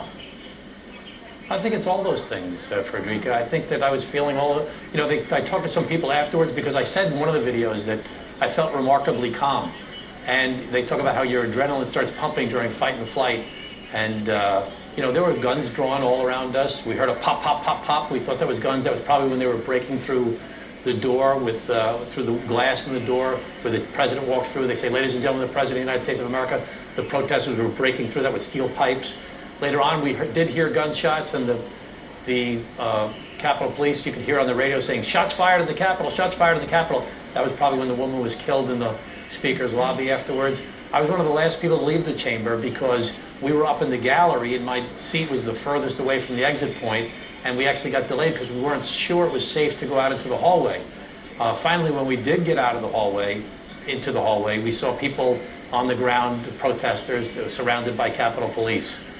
So it was really a harrowing experience, I'm sure, for a lot of people. I was very worried about some of my colleagues who were really very nervous, and I was certainly worried about my family, and was texting them and saying everything's okay, everything's okay. Mm-hmm. Wow. Well, you've so aptly described that among your emotions, fear and calm. Now, 3 days later, are you feeling angry that this has happened, or describe for me what you're feeling and what's the resolve now? There's a lot of different. My first strongest instinct is we have to get back in the chamber. That was the most important thing I felt that day, is we have to get back and we have to certify this election. We cannot let this drift, and we can't let them feel that they won by delaying the process. And I was relieved when we did go back. I didn't go to bed till 5 o'clock in the morning that day. I stayed on the floor the entire time until the vote was done, until the process was done, I should say, the certification. Then I get back to New York and, exhausted. Really had a very bad night's sleep Thursday night. All kinds of work to do on Friday. We had a big conference call, 3-hour conference call with the Democrats about what we're going to do regarding impeachment. And today I'm just, I'd say I went through my anger. I've still got a touch of anger because I'm so angry at the president for his irresponsible and reprehensible behavior and the people that collaborated with him. Now I'm exhausted, and I'm also looking ahead, like, what do we need to do to move forward? I was just at a press Monday, conference with one of my... the introduction of that article of impeachment on Monday, is that the moving forward, impeaching him this week? Is that your kind of plan of attack on moving forward? Right now, that's the plan of attack. I really would like to hear more from President-elect Biden as to what he'd like us to do. One of my colleagues at a press conference, Hakeem Jeffries, just said, President Trump is a clear and present danger. So we certainly need to hold him accountable for his reprehensible behavior. But now he's saying a clear and present danger. This is the next 11 days. It's very dangerous with him in office. What if he calls on his supporters to do something like this again? What if he starts pardoning people that participated in this insurrection? So we have to push for resignation. We have to push for the 25th Amendment. And if it doesn't happen, we need to push for impeachment, because the next 11 days, he's a very dangerous character. And he's behaved so recklessly up until this point that we all have to be prepared to address how he will behave again. When President-elect Biden becomes president of the United States of America on the 20th, we can start the healing process and coming together. We still need to hold people accountable. We need to consider prosecution of whoever we can, but we can't talk about reconciliation until we get through this very difficult time between now and the 20th. And then quickly, despite all of your efforts, what if he's not held accountable? Well, I'm gonna make sure he's held accountable. I'm gonna do everything I can to hold him accountable. This cannot stand. We cannot let people in America think that this is okay to behave this way and that you're not going to be held accountable to the fullest extent of the law. Now, we don't all know what those answers are and what the best process is, the procedure. We're all processing that right now. But this cannot be held as being, oh, this is politics, this is political behavior. This is insurrection, this is violence, and this cannot happen in the United States of America, and it can't happen for the people who watch us throughout the rest of the world. So we have to do everything we can to hold him and his collaborators accountable. Congressman Tom Suozzi, thank you so much for your time and your point of view on this. Thank you, Frederica. We'll be right back. Across the board, done pretty well in the COVID pandemic. Let's go to Dory, who is calling from Spokane, Washington. Dory, good morning. Good morning. Good morning. I want to draw attention to something that really isn't being addressed. What causes huge numbers of persons out there that from all facets of society who have previously not behaved in such a way to get to this stage? It's because the real problems with which they are so frustrated are not being addressed, and they are at the end of their rope to accept it. I have seen people calling in who saying that they're starving, and yet Congress sits there arguing for such months over whether to give people $2,000. And yet they give away to all these other countries nothing in relation to our current problems. And as to the addressing of the physical or mental state, I can see the frustration which may, over a period of time, lead to physical damage, not only to the body, their lives, and their brains. That's where the mental illness is. And it's not mental, it's physical, when it gets to the point where it's damaging your body. And I'm seeing Dr. Daniel Amen, who has this book, The End of Mental Illness, addressing this aspect which the pharmaceutical companies keep in the background.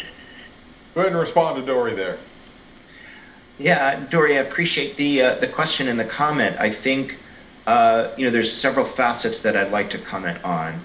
First, with regard, as I said before, to the to the issue of people being brought to the point of violence in this society by the stresses and deprivations that are going on right now in the COVID pandemic and the economic situation, that is part and parcel with the same phenomena that's happening in terms of self-directed violence and suicide. That is, when people are under stress, they are more prone to acting impulsively. They are more prone to acting out. They are more prone, as you point out, to desperate actions.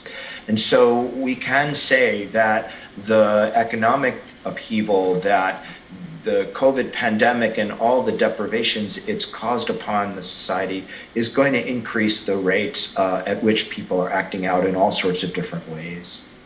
I would add also, in terms of trying to understand how best to respond to it, that we really need a comprehensive response across society. We do need to ensure that people have the basics that they need to survive. People need roofs over their head, they need clothes to keep them warm, and they need food to sustain them. They need social interaction to be able to care for each other and to be able to sustain themselves. And so any society should do everything it can to do that. We also need resources for healthcare and mental health care. And then finally, in terms of the interaction between the body and the mind, these are really crucial factors in the development of mental illnesses. We do know that psychological stress impacts the body all over, whether it be your heart, or whether it be your stomach, or your brain. And so you are correct that mental illnesses are not divorced from physical illnesses. They are illnesses of the body. They are illnesses of the organ in your body that creates behavior. They're illnesses of the brain. And we need to really appreciate that and understand that if we're going to be able to combat them. Now, one of the things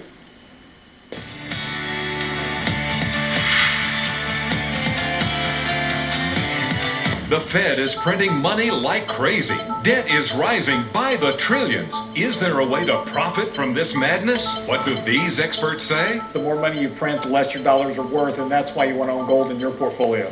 Even Bank of America says $3,000 gold is entirely possible. House and MSNBC political analyst. This is just a wonderful repeat performance. I'm glad to have you guys all here again.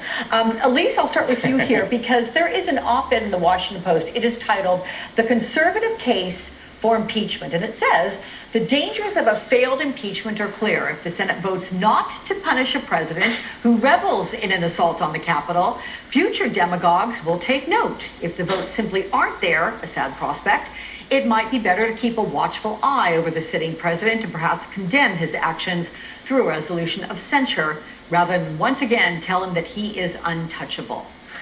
Do you think Republicans have the will to do it? Do you think enough of them are going to say after what happened this week, enough is enough? Well, Alex, I would say that they're at as close of a point as they've ever been to going there and rejecting Donald Trump fully and just cutting off the head, so to speak, and killing his influence within the party. But there's still a lot of downside for these Republicans. They don't see why, with 12 days or so left, that they should go out of their way to anger Donald Trump's very loyal base, which, as we've seen this week, is more like a cult movement than a political ideology. This is, the very sad, tragic case of the woman who died. She's on her way to D.C. She had said she was willing to die for Donald Trump, and that is the level of devotion that these Republican lawmakers are fearful of if they actually go forward with impeachment. There are, Kurt, some Republicans, like Senator Lindsey Graham, also Congressman Kevin McCarthy, they are against impeachment. They say that we need to move forward. Look, the Trump administration is almost over. It is only going to create more division. But after we witnessed and experienced all that we did this past week, can we move forward with any accountability not taking place? I don't think we can, Alex. I think that when you see the level of violence and how things escalated so quickly and out of control, you can't just sweep that under the rug and say, well, Trump leaves office in 12 days, everything's going to be great, things will go back to normal, let's pretend like it didn't happen. That is, one, a terrible precedent to set, that there will be no accountability for what was an act of domestic terrorism on our country. I don't remember Republicans saying, in post 9/11, well, let's just move on and unite and not punish anybody. They started a war. I don't remember Republicans saying after Benghazi, well, let's move on. We lost a couple American lives, but let's come together now. No. They held hearings, they had investigations, they had subpoenas, they dragged Hillary Clinton in front of their committee for 13 hours of testimony. Republicans are such hypocrites right now. And I'll tell you, the one thing Democrats do need to do when they talk about impeachment and message it, it's not just about the next 12 days. It's about asking Republicans, do you believe that Donald Trump for the rest of his life deserves a pension of $200,000 a year, deserves $1 million travel budget a year, deserves Secret Service protection for the rest of his life? Does he deserve the perks of the presidency, all of which would be removed if he's impeached? Democrats need to make Republicans own the post-Trump presidency that will be on the taxpayer dime. You really make a good point there. Kids, thanks for watching them. Where's the pizza? A lot should come as a surprise. You have this president who's been fueling this fire, in fact, since the start of his 2016 presidential campaign. Is resigning, Zerlina, and now denouncing the president when he has 2 weeks left in office, less really, is it all for show? Yes, those people just gave their notice in that you would do when you're leaving a job for another job. And I think that it's the ultimate portrayal of cowardice because of the fact that they are in the cabinet. They actually have power in that situation. They could help the process along in terms of the 25th Amendment, but instead they're resigning in cowardice, and they should all, I'm glad that we're showing their faces again. Let's all remember their names, because every single person that's been complicit all along, and I can say this to you, Alex, because I've been coming on every Saturday for all these, for 4 years, and essentially I've said the same thing from the beginning. Donald Trump is a national security threat. He's always been a national security threat. His rhetoric is a national security threat. We saw the consequences of normalizing his presidency and his behavior for the last 4 years. And I think that as the days go by, when we get more information about whether or not there was coordination among any groups or even folks in the Capitol Police, we're going to find out that this was a lot more dangerous than it was first portrayed as sort of a bunch of idiots running up on the Capitol and stealing podiums. I think that we were very close, and based on Washington Post breakdown of footage, to a very big tragedy with our elected members of Congress, and essentially the line of secession being on the floor of the House. And that is a very serious thing that requires full accountability in a criminal court and beyond. It was incredibly scary, actually. Okay, same question to all of you, and Elise, to Kurt, to Zelina, I'll ask you that way.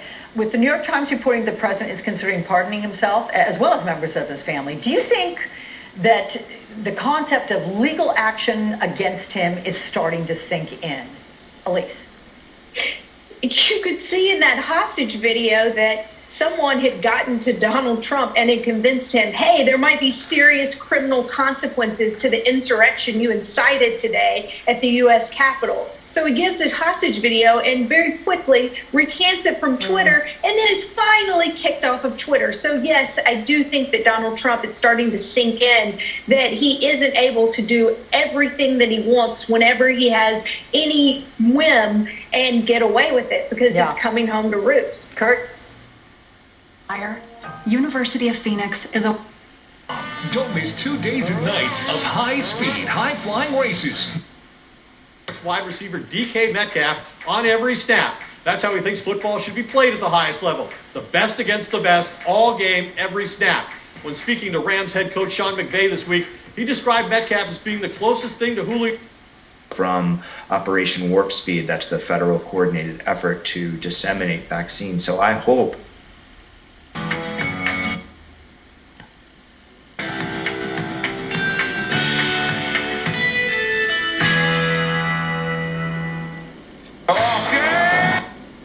he doesn't have eyes in the back. Face to face. Not only reading, but reporting the news. It means putting the most experienced journalists on the biggest stories. KELOLAND News is reporting, no matter which desk you sit behind. KELOLAND TV, your home for news.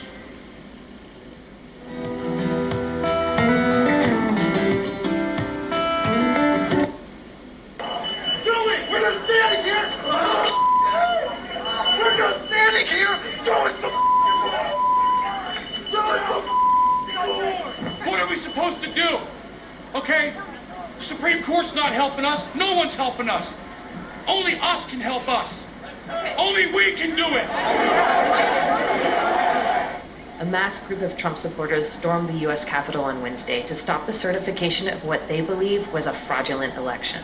Unquestionable that our votes were stolen. It's unquestionable. There's so much proof.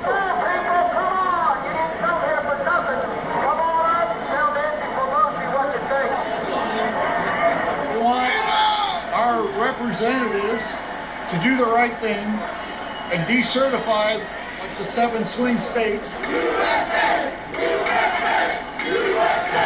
The rally started peacefully as tens of thousands gathered outside the White House.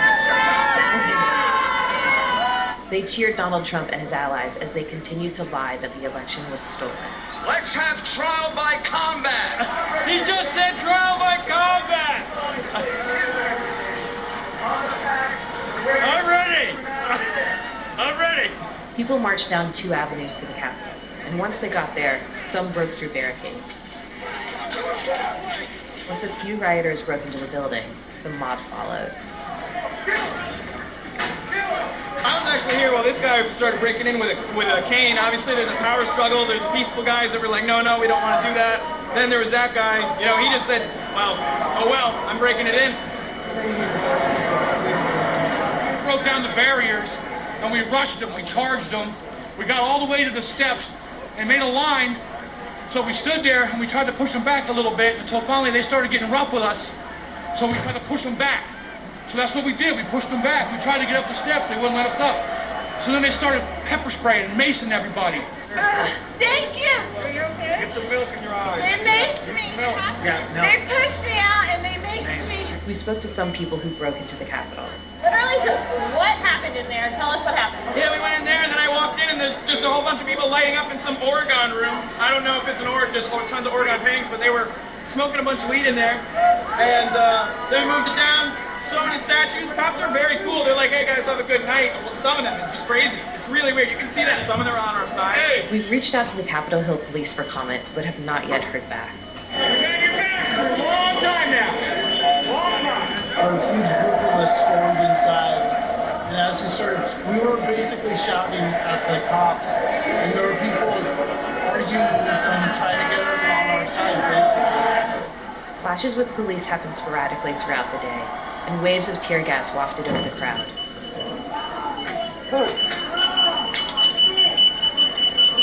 They said they felt like they were doing something good. This is our capital. We broke it. You know, this is a bunch of really pissed off regular folks. I get a job. This is Wednesday. I'm supposed to be at work.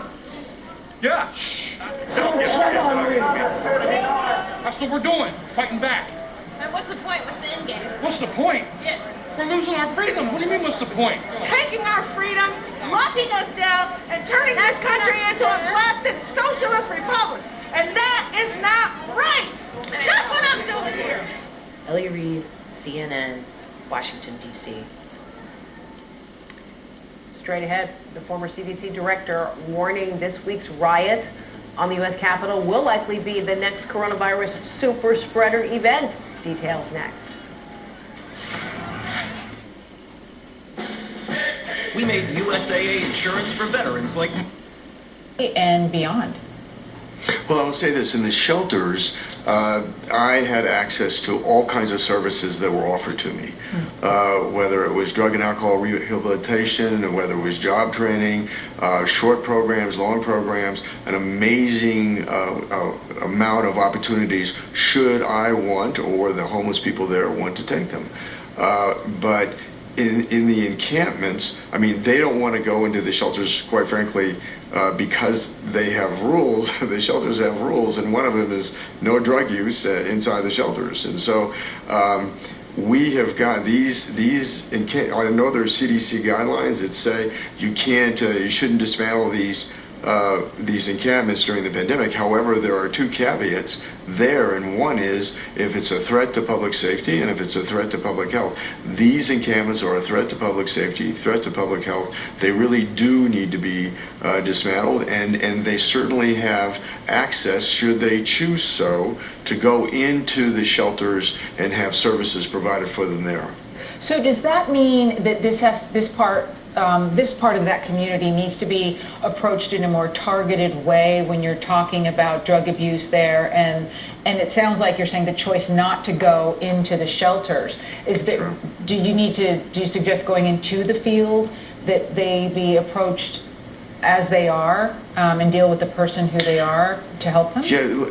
Let me just say, I never met anybody in the encampments that was interested in moving on, that was interested in getting a job, that was interested in bettering their life. I mean, they have settled into a lifestyle choice that is very destructive, where it's kind of communal in nature. They have informal social structures. They have their own leadership that evolves from these things. And people, what I found in the surrounding neighborhoods, support them. I ate much better in the encampments than I did inside the shelters by people just bringing food out to us. And these are a much younger group of people than are in the shelters, tend to be older. There are certainly drug and alcohol issues in the shelters for people that are dependent, but they don't, there are rules about not doing it in the shelter or bringing drugs in the shelter. But I think people have to understand that. Right. The fact that Mayor Mike Kaufman, I apologize, I'm running out of time. Sure. We really appreciate your perspective, though. Thank you so much. Thank you for having me. Okay, Limo, you said it.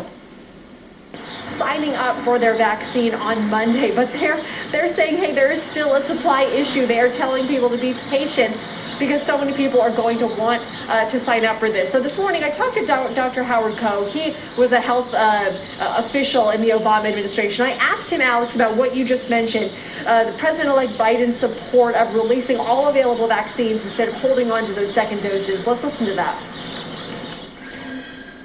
We need the production to increase, and this is why the President-elect has talked more about invoking the Defense Production Act and making supplies more available. The President-elect has committed to getting 1 million doses administered a day in the new year, and only if we reach or exceed that threshold can we ever hope to get most of the country vaccinated by the summer or early fall and get back to any sense of normalcy. Yeah, Alex, that key is the supply. The governor here of New York says at the current shipment pace, they won't have herd immunity here in this state for nearly a year, Alex. Lindsay Reiser, thank you so much from the Bronx. In just a moment, arresting the rioters, the manhunt for the suspects, and the threat of more violence ahead, and why conservative claims that Antifa was behind the attack are just outright wrong.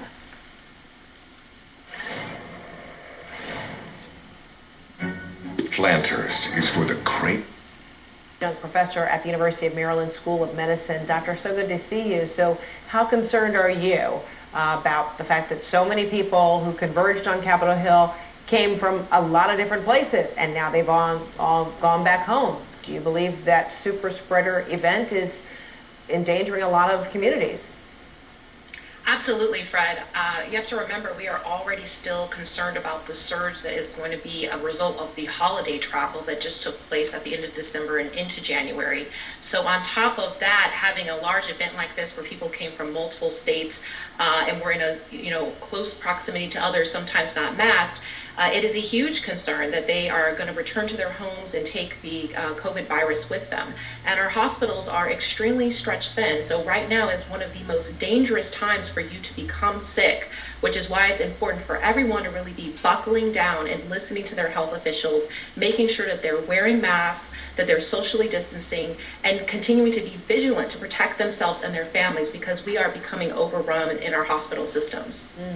And then you just received your second dose, right, of the coronavirus vaccine Thursday morning. How are you feeling, and what has that been like? Yes, I was a little more nervous since I had heard a lot of my colleagues had somewhat of a more, severe reaction as far as side effects. But I'm happy to say I actually just had arm soreness, and I was slightly achy, maybe 12 hours after the shot, and then it resolved. So I still want to encourage everyone, especially those who are skeptical of this vaccine, to understand that you should look at the data, understand that this is the only way out. This is the only way to protect ourselves and get back to any sense of normalcy. And so it's important for you to vaccinate when it becomes available. And we're always working hard to, get these vaccines to everyone. In fact, the University of Maryland right now has a new trial for an upcoming vaccine with Novavax, and we're enrolling in a phase 3 trial to get more opportunities for people to get vaccines to them, because this is going to be a process that we're experiencing for the rest of this year. And while you're waiting to get vaccinated, you also need to make sure you're taking steps to protect yourself by having an advanced care plan. This is something I always bring up with you, Fred, when I talk about the experience with me having a vaccine, what it's like to be on the front lines. And having an advanced care plan means something that you have documented, talk to your family about, that alerts physicians like me in a medical emergency about what your history is, what you would want if you can't speak for yourself, and who to speak to. I recently did a TEDx talk about this. If you want to learn more, I encourage you to look that up and use platforms such as mydirectives.com to protect yourself, fill out an advance directive, and save yourself from having a medical emergency in which there's no information available. It gives you a voice where you may not be able to speak for yourself. Excellent advice, and hopefully baby's doing well too. We've been following your pregnancy all throughout the pandemic. You were pregnant during the pandemic, had your baby during the pandemic, and now here you're talking to us about the vaccine and protecting you, yourself and your family. Hoping all's well with you and the family this happy new year. Thank you, Fred. Appreciate it. All right, thanks so much. Dr. Elizabeth Claiborne.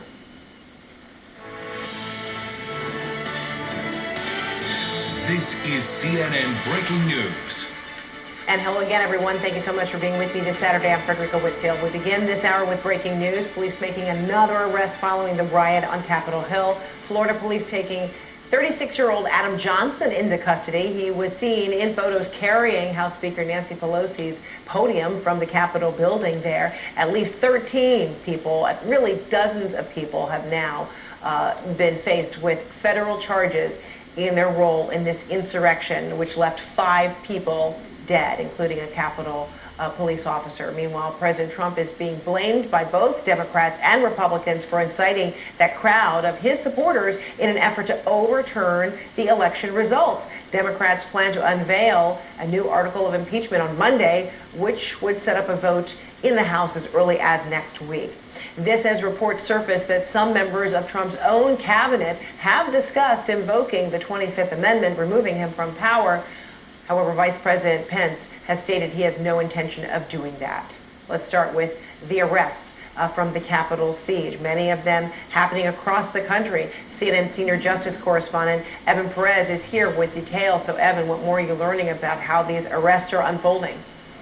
Yeah, Fred, there seems to be a national roundup of these people who were seen in some of the pictures that you've been showing there, participating in the mob insurrection, the ransacking of...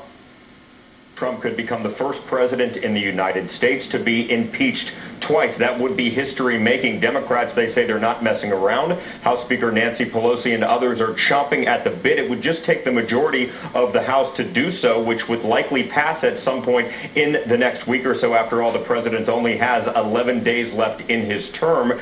Speaker Pelosi and others plan to send one article called Incitement of Insurrection. Pelosi says she'll move forward with impeachment if 1, the president doesn't resign, or 2, the vice president president decides not to invoke the 25th Amendment to bring the cabinet on board to remove the president from office, those two scenarios, sources tell Fox News, are likely not going to happen, so Pelosi may move forward with impeachment. White House sources say there's just no appetite, Griff, for the vice president to invoke the 25th Amendment, as President Trump has about a week and a half left on the job. If the House does pass impeachment articles, the Senate would hold another trial, but that may not be, I should say, until after Joe Biden becomes president.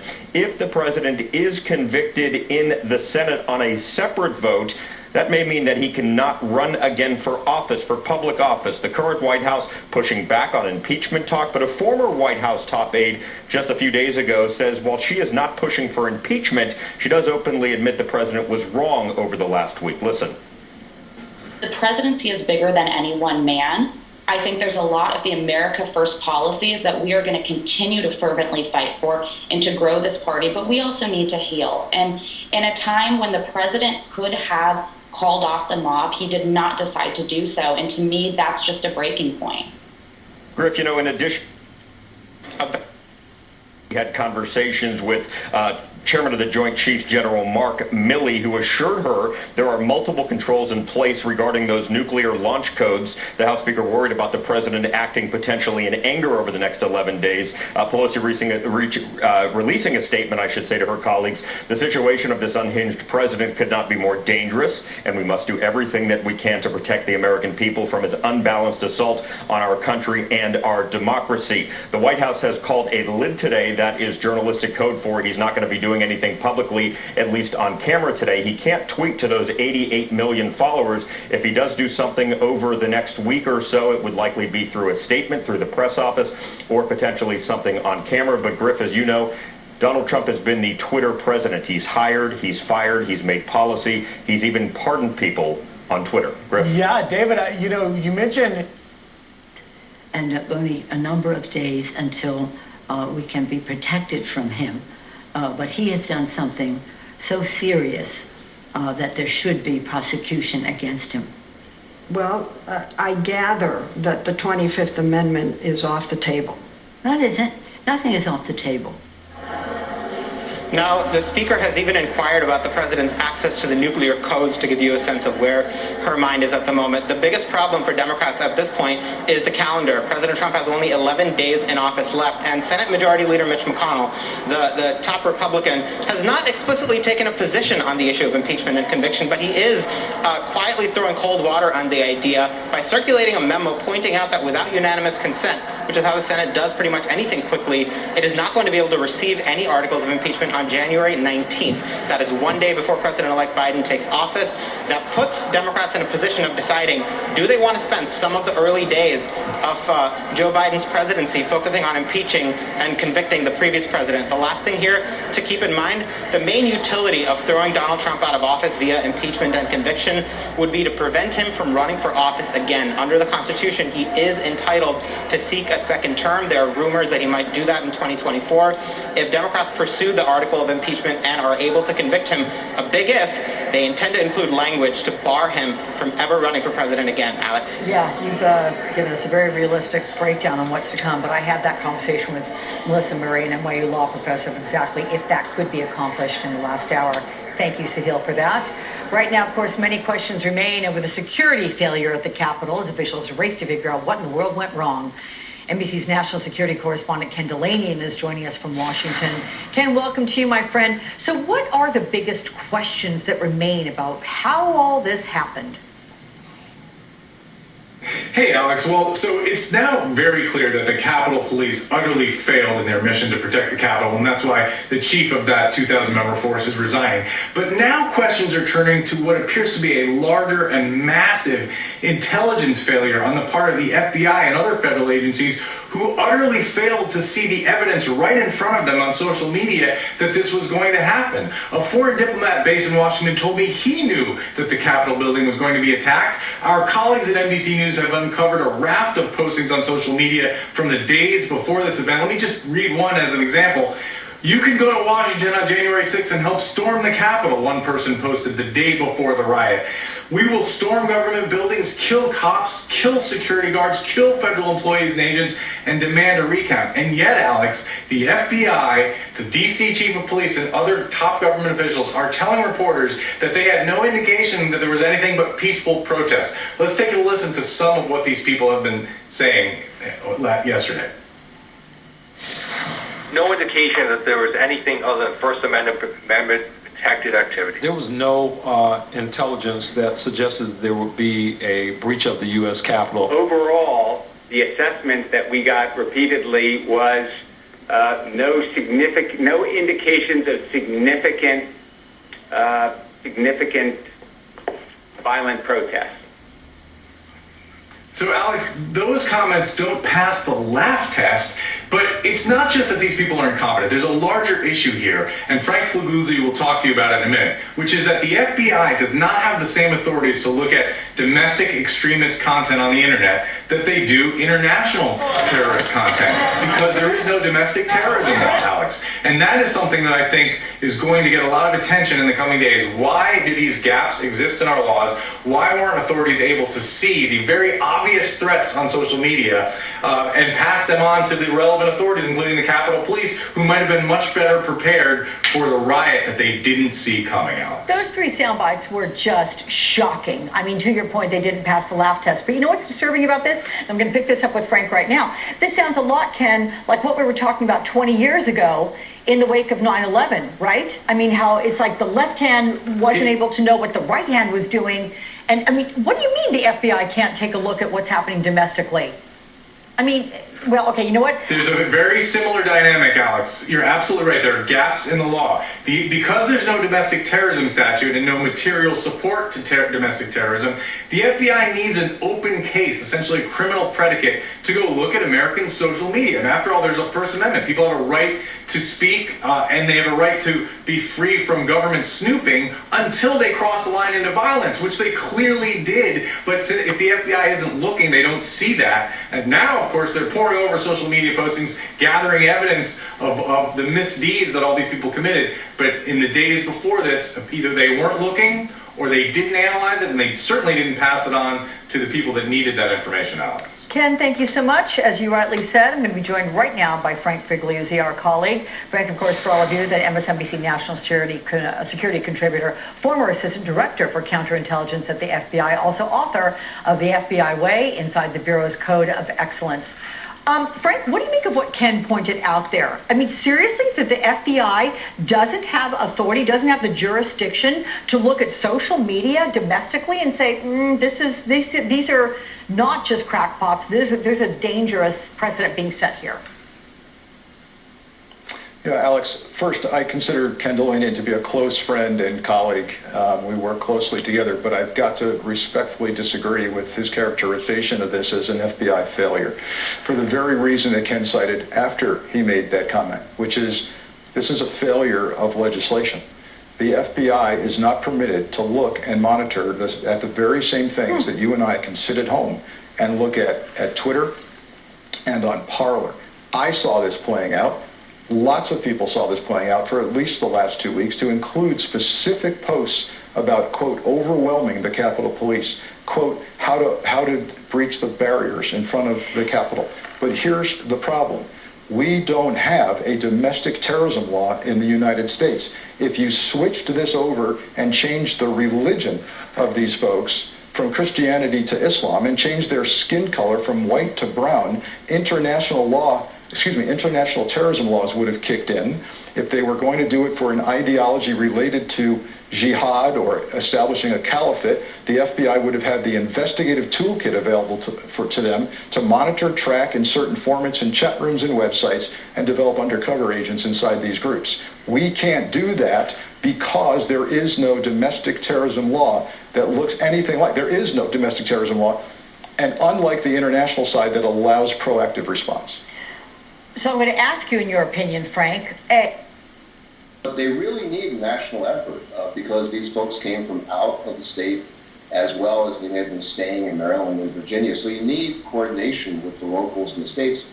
But an even more important part of that is if you can bring separate state charges, that may immunize these prosecutions for a possible federal pardon by President Trump. So there's many reasons to do this. This was not a normal crime. I mean, this was an attack on the heart of our democracy, heart of our processes, and 5 citizens died. Wow. All right. Very complex. Shan Wu, Julian Zilitzer, good to see both of you. Thank you so much. Thanks, Rick. All right, still ahead inside the White House as the insurrection unfolded on Capitol Hill, a Republican senator saying President Trump was, quote, excited as rioters pushed against police. He was watching it all on television. Plus, war reporters reacting to these stunning pictures, why CNN's Arwa Damon calls the seas an American monster. We got one of those new purple mattresses. And in a way that makes the public proud. I urge my colleagues on both sides of the aisle to support in passing the... To go from 6 times a night, you... Of activists like that. One of those activists... The CIA, here is his reaction to law enforcement's response on Wednesday. Listen. What the hell was law enforcement on Capitol Hill thinking by not having secured the Capitol today? Everybody knew that there would be people who were interested in doing nothing else but creating havoc in the Capitol. Mr. Secretary, your response. Yeah, no, I think that's a very legitimate question. It's being asked everywhere, including by us. But remember, the Capitol Police are solely responsible for that jurisdiction. They have to request assistance. The moment they requested our assistance, first through the Secret Service, they got it. They got it in the hundreds of officers from the Department of Homeland Security over the course of the day. And we were prepared for that to respond, but we cannot affirmatively go into their jurisdiction without that request. Neither can anybody else, except under prearranged circumstances. And for the Department of Homeland Security, those prearranged circumstances exist with the Washington Metro Police, perhaps with the FBI. So, people are going to look at the Capitol Police and they're going to analyze why were they overwhelmed so easily, and that is a very legitimate and important law enforcement question. But let's not kid ourselves. No other law enforcement entity was responsible for that. And should they have asked for support sooner? Yes, I think so. But nonetheless, they were in charge. Yep. There are indeed lessons to be learned. Deputy DHS Secretary Ken Cuccinelli, yes. Thank you for being here. Good to be with you. More than 1 million Californians now signing on to a petition to recall Governor Gavin Newsom as he faces criticism over several controversial policies, including his coronavirus restrictions. Christina Coleman has the latest from Los Angeles. Hey, Christina. Hi, Alicia. Yeah, there's about 9 weeks left to collect the remaining 500,000 signatures, and organizers believe that they can do it. Also, former San Diego Mayor Kevin Faulconer recently joined the recall effort. Take a listen. There's a growing frustration throughout California. We need new leadership. And when we look at what hasn't been happening from the governor's office, the conflicting rules and regulations in terms of COVID, the hypocrisy, this is frustration across the board. This is Democrats, Republicans, and independents that understand that we need a change at the top in California. This is the 6th time that voters have tried to recall Newsom, but it's the first time such an effort has coincided with a pandemic, which has critics up in arms over the governor's response. The LA Times reporting that within a month of Newsom going to that ill-advised dinner at the French Laundry, the recall effort collected more than 420,000 signatures. That's 380,000 more than what was collected in the 5 months prior. Now, while some Democrats urge Newsom to take this recall effort seriously, the governor is moving on with business. Yesterday, he sent a $227 billion budget proposal to the state legislature for the upcoming fiscal year. It devotes more than $14 billion to COVID relief initiatives, including more funding for vaccines, some $2 billion to safely reopen classrooms, and $1.1 billion in immediate aid to small businesses. All this while defending the state over big businesses that have recently moved to other states. This budget reflects the state's ability to do. Well, first, you mentioned Parler earlier. We've seen plans on Parler for these groups like Proud Boys to dress like Antifa, whatever that means, and Black Lives Matter, and disguise themselves so that they look like that. So there would be video imagery that would confuse people. And now Parler is picking that up, and people are believing it all over the country, so it's essential for the truth to come out. That's why you're hearing law enforcement say there's zero evidence that happened. And in fact, you'll remember back several months when the FBI director, Chris Wright, testified on the Hill that in fact, and this really upset the president, that in fact they weren't seeing violence committed by Antifa as an organized effort and group, but rather that Antifa was an ideology. Exactly. Okay, Frank Figliuzzi, much appreciated for this conversation. There may be a number of clues about what happened Wednesday that were ignored or simply overlooked, and that includes what the president's former personal attorney said 2 years ago. Michael Cohen joins me shortly. But how will the next 11 days play out? Will President Trump leave gracefully, or will he be forced out? You're watching Weekends with Alex Witt. Me now is Senator Debbie Stabenow, Democrat from Michigan. Senator, welcome back to the broadcast. It's good to see you, ma'am. I'd like to play something that Daniel Goldman said last night. It was on All In with Chris Hayes, and get your reaction on the other side. Here it is. You are sort of trampling on the ordinary process of impeachment just to try to remove him. Yeah. But that's not going to happen before January 20th. Like, everyone needs to be clear. He will not be removed by the Senate before January 20th. So what are you trying to gain through impeachment? It's unclear to me that it's worth the time and energy, practically speaking, because it's not going to work. Senator, what do you make of that? Well, Alex, first, it's always great to be with you. And I would say that basically we have two things we're trying to accomplish right now. One is to hold this president accountable for something unimaginable and un-American. And this was not American to have this insurgency that cost people's lives. And he needs to be held accountable. I think a lot of conservatives are just going to say, the heck with it, I'm going to go to Parler or some alternative platform because they're not being made to feel welcome on Twitter. All right, a remarkable Friday evening news that has set this weekend abuzz. And Howie, you and your guests will have much more on the fallout of Twitter and Facebook banning Trump tomorrow on Media Buzz at 11 a.m. Don't miss it. Little inside secret, I'm going to be on it. Thanks, Howie. Look forward to it, Griff. Alicia. As governors are extending restrictions as coronavirus cases rise across the country, local lawmakers are helping their communities through these challenges. Let's bring in one of those local officials, Boston City Councilor at Large, Anissa Asaibi-George. Councilors, thank you so much for being here today.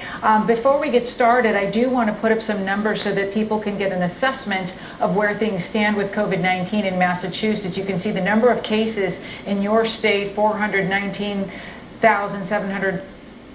To the area, clear out inflammation.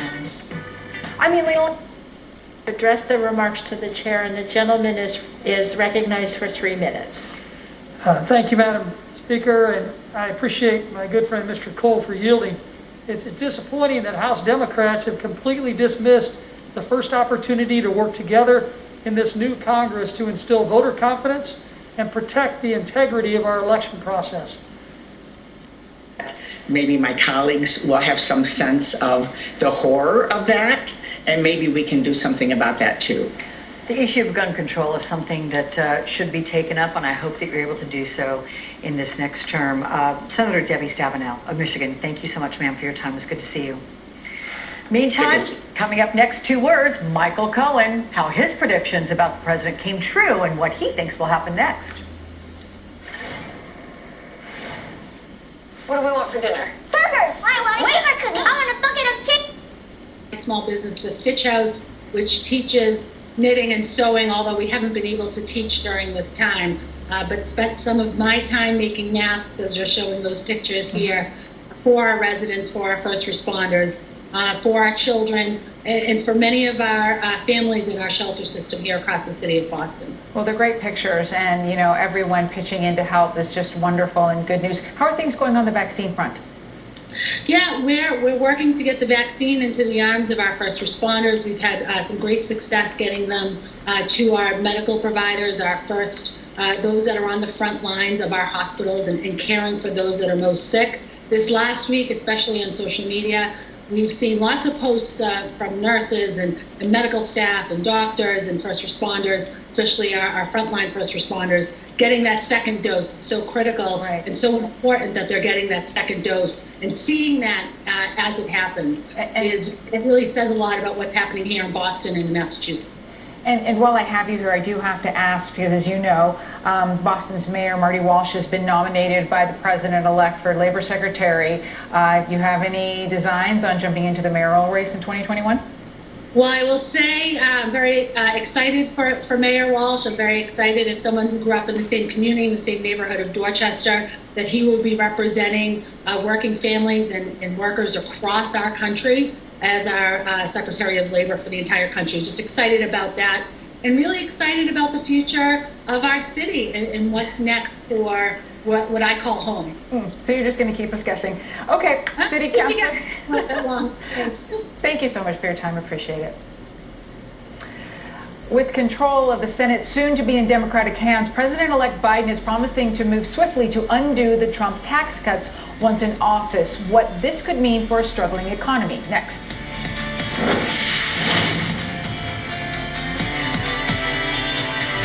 Okay, everyone, our mission is damaging things, so on. Those scenes I saw here and I saw them in other places. But on the other parts, I think it's also interesting to note that if this was another place, there probably would have been a lot more death. I think that there was one that, for the most part, even if some protesters were armed, they didn't really use their arms, and certainly the Capitol Police, except for the one occasion with the woman, didn't open fire, which often happens in other places. So it's interesting how there are these sort of very similar things where I had sort of feelings of deja vu and other things which were very unique to what was going on at the time. Marwa, do you think it is going to be difficult after this point for the U.S. to be sending, representation to countries to help them with their electoral process, especially after this? I don't know if it's necessarily going to be difficult for them to send them over, bearing in mind that a lot of different countries that go through some issues do send representatives to other countries. What is more concerning at this stage is the sort of message that this sends to other governments that are authoritarian or dictatorial or who don't want to give up power. Because unfortunately, we live in the kind of a world where any leader who wants to hold on to power can now turn around and say, hey, America, look what happened in your own backyard. And people aren't mature enough to be able to say to themselves, or leaders aren't mature enough to be able to say to themselves, well, maybe now it's time to be better than what the American example is. And I think that's why there's a lot of concerns for people who are still going through these very same battles, that the one example that was once really held up as being the golden standard for democracy, America, has now been very seriously eroded.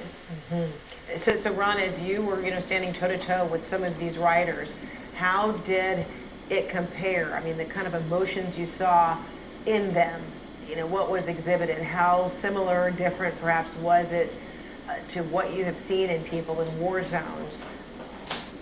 I would say that the emotions range from pure anger, as well as pure belief in what they were doing was correct, that many of them consider themselves patriots, to maybe complete surprise, first of all, of course, by the lack of security that existed, and once they arrived in the building, a complete confusion as to why they were there. Some, I think, had a mission, others were just kind of part of the group as they kind of broke in, and there was this complete disorganization. And one of the things that they kept saying was that this was their house and that they felt that they had the right to do it, and also that they compared themselves to Black Lives Matter, who they felt could do whatever they want, and so if they could do whatever they want, why shouldn't the Trump supporters do the same thing?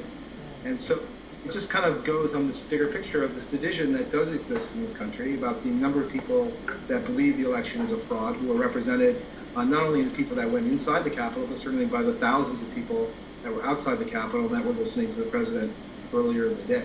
And I think the visuals that came out from myself and my colleagues really do show the symbolic breakdown that did occur. While I think there's definitely much more deeper issues between them, the fact that they lost control of this building is similar to what happened with 9/11. It's a pretty serious issue. Yeah, well, the power, it's really terrible. Is that, Michael, and there are reports that would back up your assessment there, is that because the president's more concerned with how this would reflect on him versus how this would reflect on our country? Well, isn't it always about him? It has nothing to do with this country. It's always about Donald Trump. And the more people start to hear me, and I'm going to try to do what Trump does, which is to say things over and over and over again. And I'm going to say it again and again and again. Donald Trump does not care about anyone or anything other than himself. Donald Trump does not care about anyone or anything other than himself. And if we say that over and over again, maybe these supporters, these individuals that will now face criminal action, maybe they will understand that this man is setting them up like he set me up for a fall. So if he doesn't care about anyone but himself, I mean, I then immediately think about his family, right? What do you think, First Lady Melania Trump, what do you think his kids are saying to him right now? Is there any reason to believe, Michael, that they're encouraging him to go quietly, stand down, let's not have any more fights? Is there any chance they're urging him to just leave before January 20th? There's nothing that they can say to him. He doesn't respect them. He basically only listens to them if they are in agreement with what he is doing. He has no respect for them, and he has made that clear, which I talk about ad nauseum in my book, Disloyal. So unless they're sitting there and they're acknowledging that things that he's saying and that things that he wants to do, then he pushes them out of the circle. And each one of the children are so desperate for love from their father. They have this longing need for love from their father that they're willing to even go along with this type of behavior, which is so undemocratic, which is so unprecedented in our history. It doesn't matter so long as that daddy gives them an acknowledgement and that they're by his side when this is all going on. It's really sad. Michael, very quickly, I want to remind viewers that you said a couple months ago on this broadcast that the president would not be attending the inauguration. You were right. I'm just going to ask you how you think he's reacting to not having Twitter any longer. Oh, this is, for him not to have Twitter is for him like not to be able to eat a hamburger. This is like the worst thing in the world, right? A Coke and I mean, you're taking away a child's toy, because that's what it is to him. This is his ability to communicate with the masses, that he has created this fiction in his head that he has 100 million supporters. So you are now taking away the oxygen for him to breathe by removing him from Twitter and social media. I mean, it's like now he's picking up the phone and he's wondering, well, why am I picking up the phone? Because his first reaction was to always go directly to Twitter to attack somebody. Michael Cohen, good to see you, author of the blockbuster Disloyal and the podcast Mea Culpa with Michael Cohen. Come see me again soon. Thank you. I will. Next time with a haircut. Oh, okay, yeah, look good. Thanks. 11th hour impeachment with just days to go. Lawmakers could get the ball rolling as soon as Monday. Congresswoman Pramila Jayapal tells me why it would be different this time. Team and file payroll taxes. That means world domination. Or just the West Side. Run payroll in less than 5 minutes. .com has something for everyone to love. Incredible.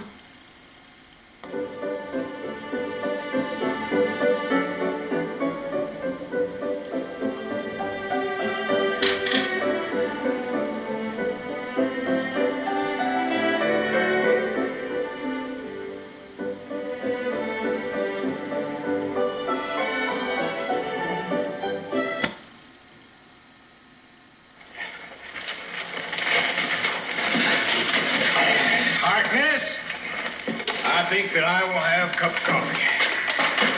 Yes, sir.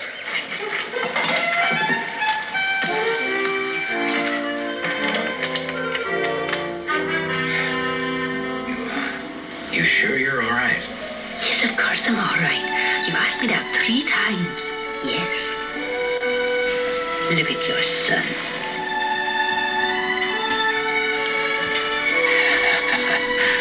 Look at that.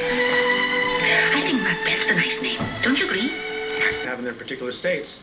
going and engaging in this kind of anti-American insurrectionist conduct. House Democrats are preparing one article of impeachment entitled Incitement of Insurrection. How strong do you think the case would be to go ahead and not only pass and, get him impeached in the House, but actually then go... Oh, isn't it wonderful, Elmer? Now we can get married. Now, wait a minute, Nell. Us Westerners ain't the marrying kind.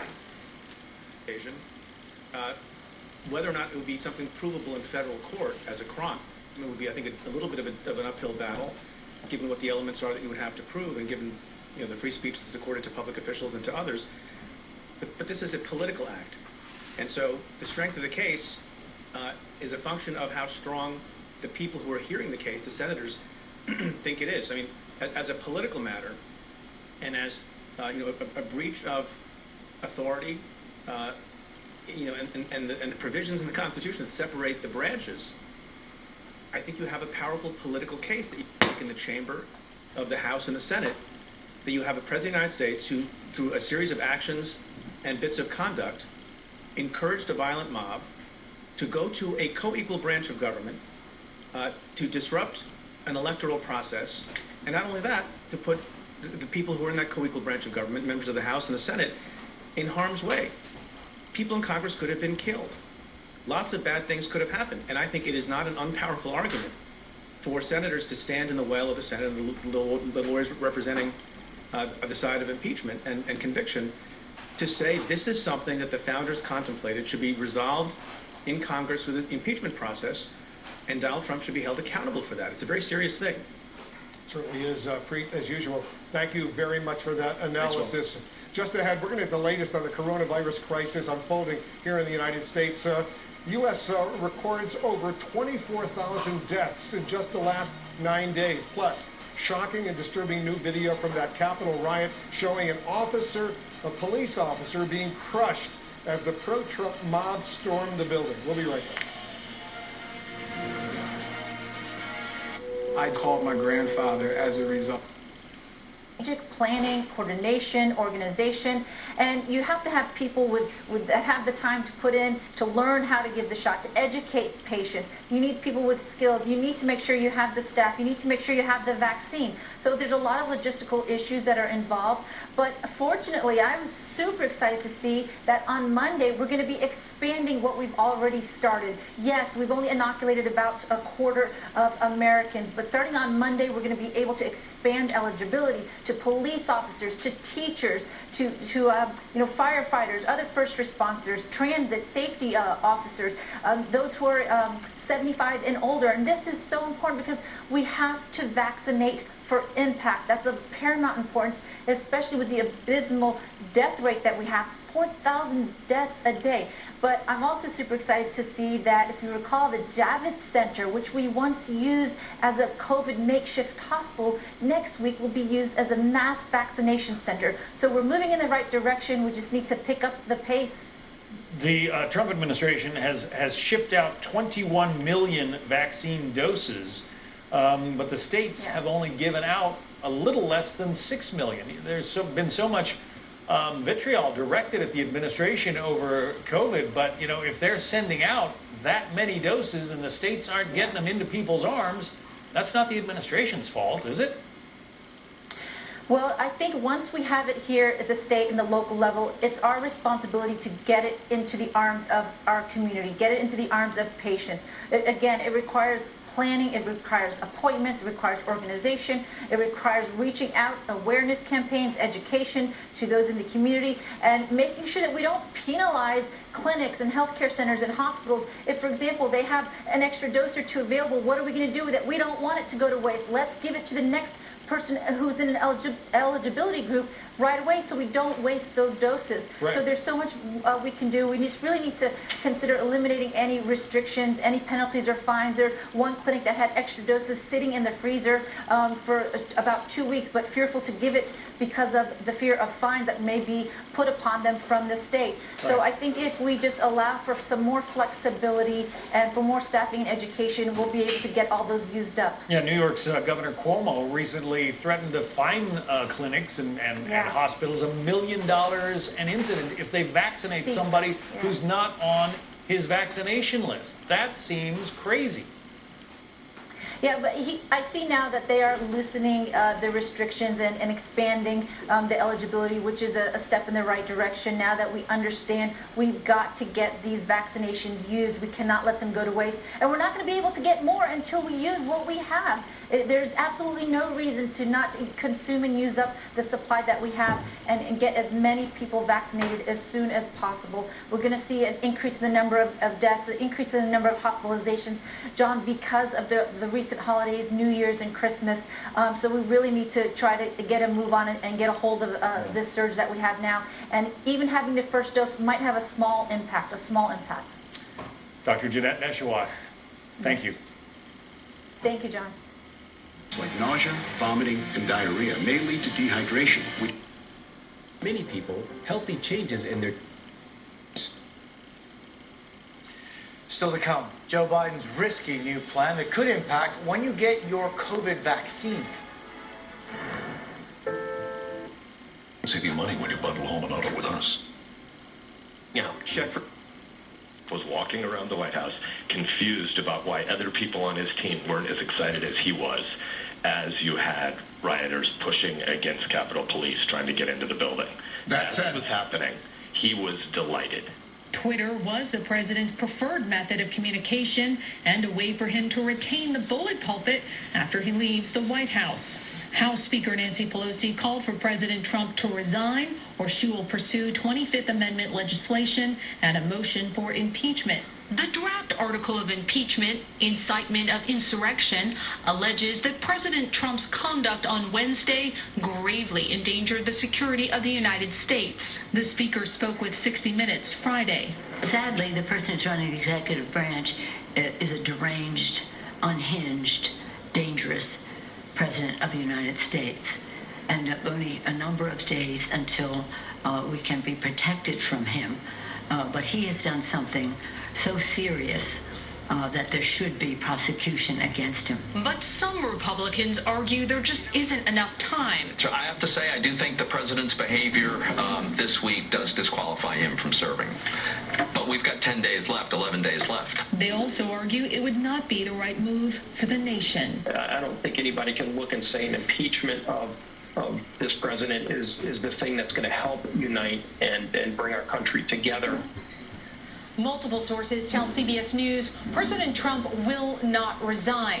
The final decision about whether there will be an impeachment vote next week lies with the House Speaker. President Trump would be the first president to be impeached twice. Brianna. Paula Reed at the White House, thank you. The nationwide search for those involved in the assault on the Capitol intensified today with new arrests. Senior investigative correspondent Catherine Herridge is tracking all of the developments. Catherine, good evening. Adriana, good evening. A senior law enforcement official tells CBS News investigators are exploring whether some protesters intended to harm lawmakers even take hostages as the criminal probe expands. High-profile protesters now face multiple criminal charges, among them Jake Angeli of Arizona, accused of unauthorized entry of a restricted area. Adam Johnson of Florida is charged with theft of government property. And West Virginia State Representative Derek Evans, who filmed his protest, resigned Saturday after he was charged with violent entry and disorderly conduct. A senior law enforcement official tells CBS News investigators are exploring why some individuals brought weapons and zip ties that can function as plastic handcuffs. 2 viable 12-inch metal pipe bombs found Wednesday at the Democratic and Republican National Committee headquarters near the Capitol are described by law enforcement as taking their probe to the next level. The pipe bomb is designed to kill or maim. Scott Sweeto is a former ATF and FBI explosives expert. Particularly if it's made out of metal, which is what the construction appears to be with these two devices.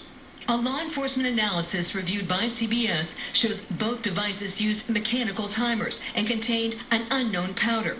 The FBI is seeking information about this individual and offering a $50,000 reward. What do these devices tell us about coordination and possible premeditation?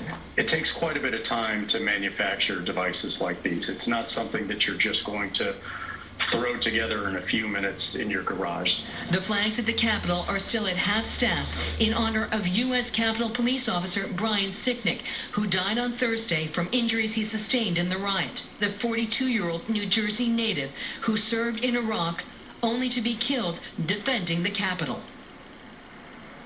The U.S. Attorney's Office here in Washington has opened an investigation into Sicknick's death, as well as the Air Force vet killed Wednesday at the Capitol. Adriana? Catherine Herridge in Washington, thank you.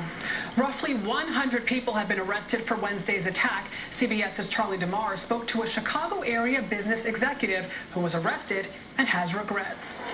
An all-out search is underway for the rioters who stormed the U.S. Capitol. From airports to hotels, the FBI and D.C. police are asking for help identifying members of the mob. We're all trying to get into the Capitol. Social media is helping expose those responsible for the rampage. Prosecutors arrested Nicholas Ox. They say he's the leader of Hawaii's Proud Boys chapter. A picture posted to Twitter appears to show him smoking a cigarette inside the Capitol. He ran unsuccessfully for state office. This Maryland man wearing a red hat in support of the president had his company badge around his neck, fired after internet sleuths called him out. Libby Andrews lost her job as a Chicago real estate agent after admitting online to, quote, storming the Capitol. She has not yet been charged with a crime. A Chicago area tech CEO among the dozens arrested in D.C. He's accused of illegally entering the Capitol. He says he regrets his choice, calling it the worst personal decision of his life. I mean, it was great to see a whole bunch of people together in the morning and hear the speeches, but yeah, it turned into chaos. Along with federal charges, Brad Rookstalis was fired as CEO of Cogenzia, a digital marketing firm. I had nothing to do with charging anybody or anything or any of that. I was in the wrong place at the wrong time, and I regret my part in that. And that's all I'm comfortable saying. Were you inside the Capitol? I was. Why did you go inside?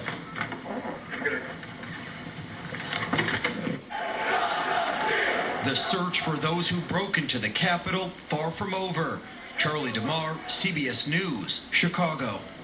To Indonesia now, where a Boeing 737 passenger jet disappeared from... Can help a child today. Online, on the app, or over the phone. Yeah, may cause serious infection that can lead to death. Life-threatening. Years. You may remember a MAX 8 went down in roughly the same area a little over 2 years ago, but that's not what this appears to be. Moving forward. You're absolutely right to focus on that. I heard from my staff that there were perhaps rumors or at least statements that additional attacks are threatened leading up to inauguration. I mean, this is something that we need to be putting our resources towards. This is a national security issue, especially as we are entering this transfer of power. When I think about I'll be on that platform for the inauguration, the same platform where this insurrection was taking place and that they were filling all over that area. It is certainly something that is on my mind, certainly something that I'm concerned about. So I hope that we are doing what we need to in terms of preparing for that, as well as making sure that we do everything to deter it from happening. Congressman Kim, thank you for what you did on Wednesday. Thank you for your time tonight. In our next hour, the Arizona representative who used his Marine Corps training in the face of insurrection, plus too little too late, the Republicans breaking ranks with the president and what it could mean for their own political futures. But first, how we got here, years in the making, thanks to relentless attacks against democratic sacred institutions and resistance to America's growing diversity. Then there's social media and how Trump's use of it has now gotten him banned. Remember when he promised to never tweet again? You know, it solves them. Don't worry, I'll give it up after I'm president. We won't tweet anymore. Not presidential.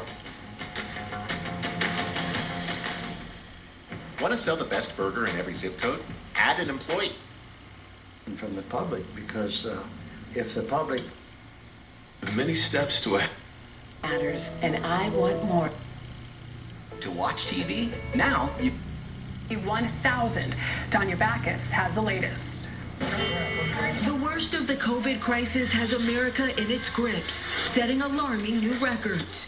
More than 20,000 deaths this week. That's someone dying every 29 seconds. Health officials officials warn darker days could come. Arizona now one of the worst hotspots in the world. The state's governor still refusing a mask mandate, but ramping up vaccination efforts, designating the Arizona Cardinals NFL Stadium a 24/7 vaccination site. Nationwide, the vaccine rollout can't come fast enough for weary frontline workers. Marnie Pomeroy is a pediatric audiologist in Kentucky. The anxiety has been overwhelming, worrying about contracting coronavirus from the community or one of my patients. So far, just over 6.5 million Americans have been vaccinated, significantly short of what was supposed to be 20 million by the end of 2020. President-elect Joe Biden says he'll pick up the pace. I'm committed to get 100 million shots in people's arms in the first 100 days. Scheduling glitches are proving costly. In Irvine, California, a nearly 2-mile backup had healthcare workers waiting hours for their shot. And in Los Angeles County, the situation is dire. The hospital system is bent about as far as it can bend. The next sound may be a snap. With no space at the morgue, the National Guard is helping to move the bodies of the dead to refrigerated trucks. Here in LA County, a person dies from COVID-19 every 5 minutes. To help distribute vaccines faster, vaccination pods like the one behind me have been set up across the county for healthcare workers. Adriana? Its team is sharing the kindness too. During the pandemic, donating cookies to nursing homes, healthcare heroes, and frontline workers, including Boston Police Commissioner William Grass. She just lifted our spirits, and she just showed us that we as the first responder family are not forgotten at all, and that she's a true friend. A friend making a difference in her community with the most important ingredient of all, courage. During the focus on these activities, you need to focus on your activities. Always be who you are.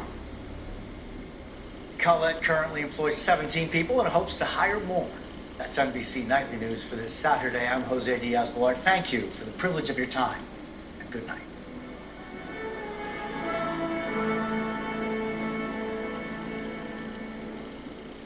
Super Wild Card Weekend is here with 2 primetime showdowns on NBC. Bucks, Washington. To the end zone, touchdown. Browns, Steelers. That was awesome. This weekend on NBC and I am a nurse. An MRI, and there was nothing broken. I mean, so he's sore as hell. There's no question about that. We reached out several times to the Washington, D.C. Metropolitan Police and the police union, as well as the Capitol Hill Police, for more information on the officer in question and his current condition. They didn't get back to us. Wolf? Yeah, all those rioters who did what they did to this police officer and the others, they should be identified. There's video of all of them. There's pictures of all of them. They should be picked up and they should be arrested for what they did. It's outrageous and unacceptable here in the United States of America, and we wish this police officer only the best. Brian Todd, thank you very much for that report.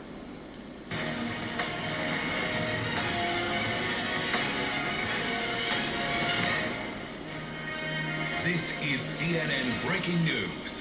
Welcome to our viewers here in the United States and around the world. I'm Wolf Blitzer in Washington. This is a special edition of the Situation Room, and we have breaking news on the urgent push by House Democrats right now to punish President Trump for his role in the deadly Capitol riot. Tonight, the co-author of a new impeachment resolution tells me it's on track to be introduced on Monday, which would be just 9 days before the end of Trump's term. We're told 180, maybe 185 House Democrats already are co-sponsoring the article of impeachment, charging the President of the United States with inciting insurrection against the American people. The White House is now bracing for a second impeachment. Sources say President Trump is considering Rudy Giuliani and Alan Dershowitz to serve on his potential legal defense team. Also breaking right now, at least 18 Capitol riot suspects. They are facing federal criminal charges, and that includes a man seen carrying Speaker Pelosi's lectern, as well as another who wore a bearskin headdress during this insurrection. Let's go to our chief political correspondent, Dana Bash. She's standing by. Dana, so what are you hearing from your sources about how this impeachment effort will actually play out and how quickly? Very quickly as they possibly can do it. In fact, on Monday, that is the day that we are likely going to see this one article of impeachment. As you said, it is about incitement of insurrection. That is the day that it will be formally introduced, and we could see a vote in the House of Representatives by midweek. Those details, I'm told by several House Democratic sources, are still being worked out. The leadership, of course, starting at the top with Nancy Pelosi, is still trying to finalize that because they also are going to put something forward first, talking about the 25th Amendment. But they understand that that is in the hands of the cabinet and the vice president. The point that they want to make, and they have on Donald Trump and increasing fear levels about him. That's been the key to their profits and their power. What will happen once he's gone? Their strategy has always been clear: to inflate the risk of what they call white supremacist terrorism, which increasingly means nothing more than being a Trump supporter, and then treating people in the United States who fall into that category the way you treat terrorists. You monitor them, you surveil them, you restrain them, you detain them. And this is what they're saying explicitly. And the Silicon Valley component of this is particularly menacing, Tucker, because these companies have greater power than any corporations in the history of the world. Not just wealth, but the amount of data that they have on us and now the control that they exercise over our political discourse. A tiny handful of tech oligarchs are more powerful than any nation state. They determine what we can hear, what we can speak, what is true and what is false, with zero accountability and zero transparency. They overwhelmingly donated to the Democratic Party and support the Democratic Party, are part of that coalition. And Jennifer Palmieri, a top-level, long-term advisor to the Clintons, boasted on Twitter that the reason that Facebook and Silicon Valley are now censoring the enemies of the Democratic Party is because they know the Democrats are now in control of the key committees and have to do their bidding in order to get what they want. But the reality is they're the ones who wield power, Silicon Valley does, and the rest of us are subject to their undemocratic and unaccountable whims. You've been saying this for 20 years, and almost 20 years ago you said laws like this will be used against American citizens. And I want to confess, I thought you sounded paranoid at the time, but you were right. And I want to acknowledge that now. You were right. And we should be really, really concerned. Clinton, meanwhile, okay, but it was an attempted coup. And they do need to have some kind of statement that essentially is some kind of punishment for the actions that we saw this week. You know, it's really interesting, Alicia, because so much of what we saw is the most extreme, right, of what this country has to offer.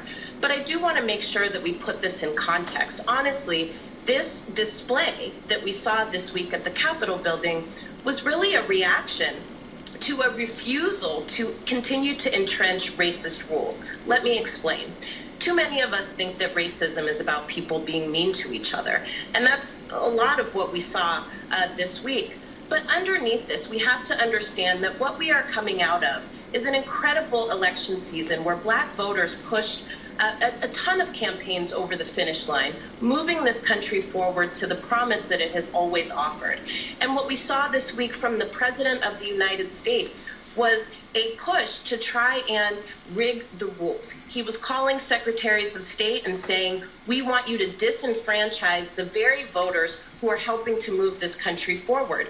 Of course, the Secretary of State refused to do that. He refused to entrench these racist rules, although we can talk about what they do in other instances. And so what we saw at the Capitol building this week was a reaction, right, to refusing to advance an agenda of racism. And that is the extreme version of this. And so it's important for us to understand that what the government, what Nancy Pelosi and others are trying to do is they're trying to recalibrate and they're trying to send a clear message, not just to the president, but to this country, that there will be some stability. And I think it's still left to be seen, quite honestly. Clint, to Alicia's point, you heard a lot of people saying this isn't who we are in response to what we saw Wednesday. And that sentiment, while of course very understandable, isn't necessarily an accurate rendering of America's history. Yeah, thanks for having me. And I keep thinking about this photo that I wrote about for The Atlantic, and it's one of many different iterations of this photo that's been circulating online, and it's of a man carrying a Confederate flag through the halls of Congress while this insurrection was happening. And to be clear, if anyone's unclear about what the Confederacy stood for, all you have to do is look at the declarations of Confederate secession, where in 1861, a state like Mississippi said, and quote, "Our position is thoroughly identified with the institution of slavery, the greatest material interest in the world." So there should be no uncertainty about what the Confederate flag stands for and about what the Confederacy stands for.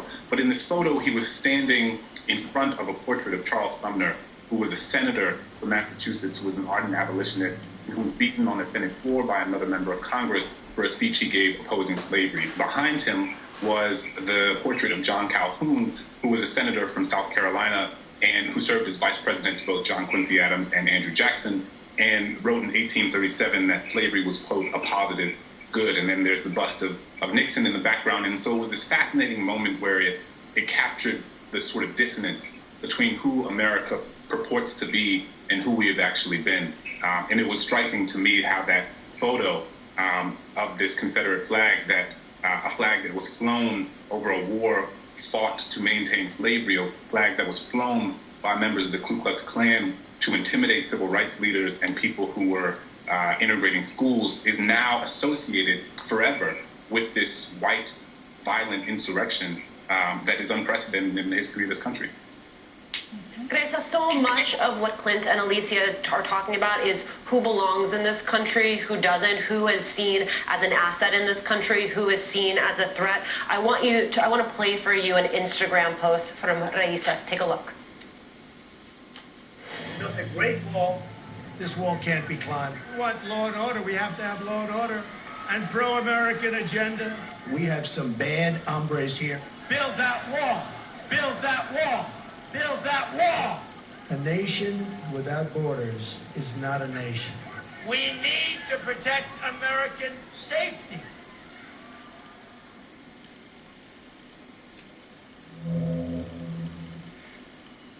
Teresa, so much of this presidency was predicated on the idea that there were outsiders who were a threat to America. What did Wednesday reveal? Good morning or good afternoon to everyone. What we revealed is that what we know to be true is that this America, that we saw on Wednesday, is the America that has been built on the backs of Black people. It is the same, it's a white nationalist movement that is responsible for the caging and the kidnapping of children. It is a movement that is really looking to build power and ensure that they're moving into our government, and they have seized it. And I think that it's important for us to be really grounded that this isn't a surprise. It's something that organizers across the country have been preparing for. And one of the other pieces that I want to make sure that we lay out is that it is a direct response to the power that undocumented people, that Black women have built, that the fact that in 13 days or less we're going to have a new president in office is because there is power in young people. And I think that one of the things that is going to be important for us to do is to do three things. We need to be able to join social movements to make sure that we are undoing what we have seen today. We need to be able to ensure that our elected officials pick a side. This is a moment about whether you stand with swastikas and nooses at the Capitol or whether you stand with the American people. And the third one is that we need to talk to our neighbors. These white nationalists that took over the Capitol, there are people that we go to the same grocery store with. They are people that are teaching our children. They are people that are part of the armed forces. And it is going to be our responsibility to continue to do the work. And just like the janitors that cleaned up after this awful, awful act of political violence, they rolled up their sleeves, they made sure that everything was clean. Myself and the members of United We Dream, we're ready to roll up our sleeves to make a better America for all of us.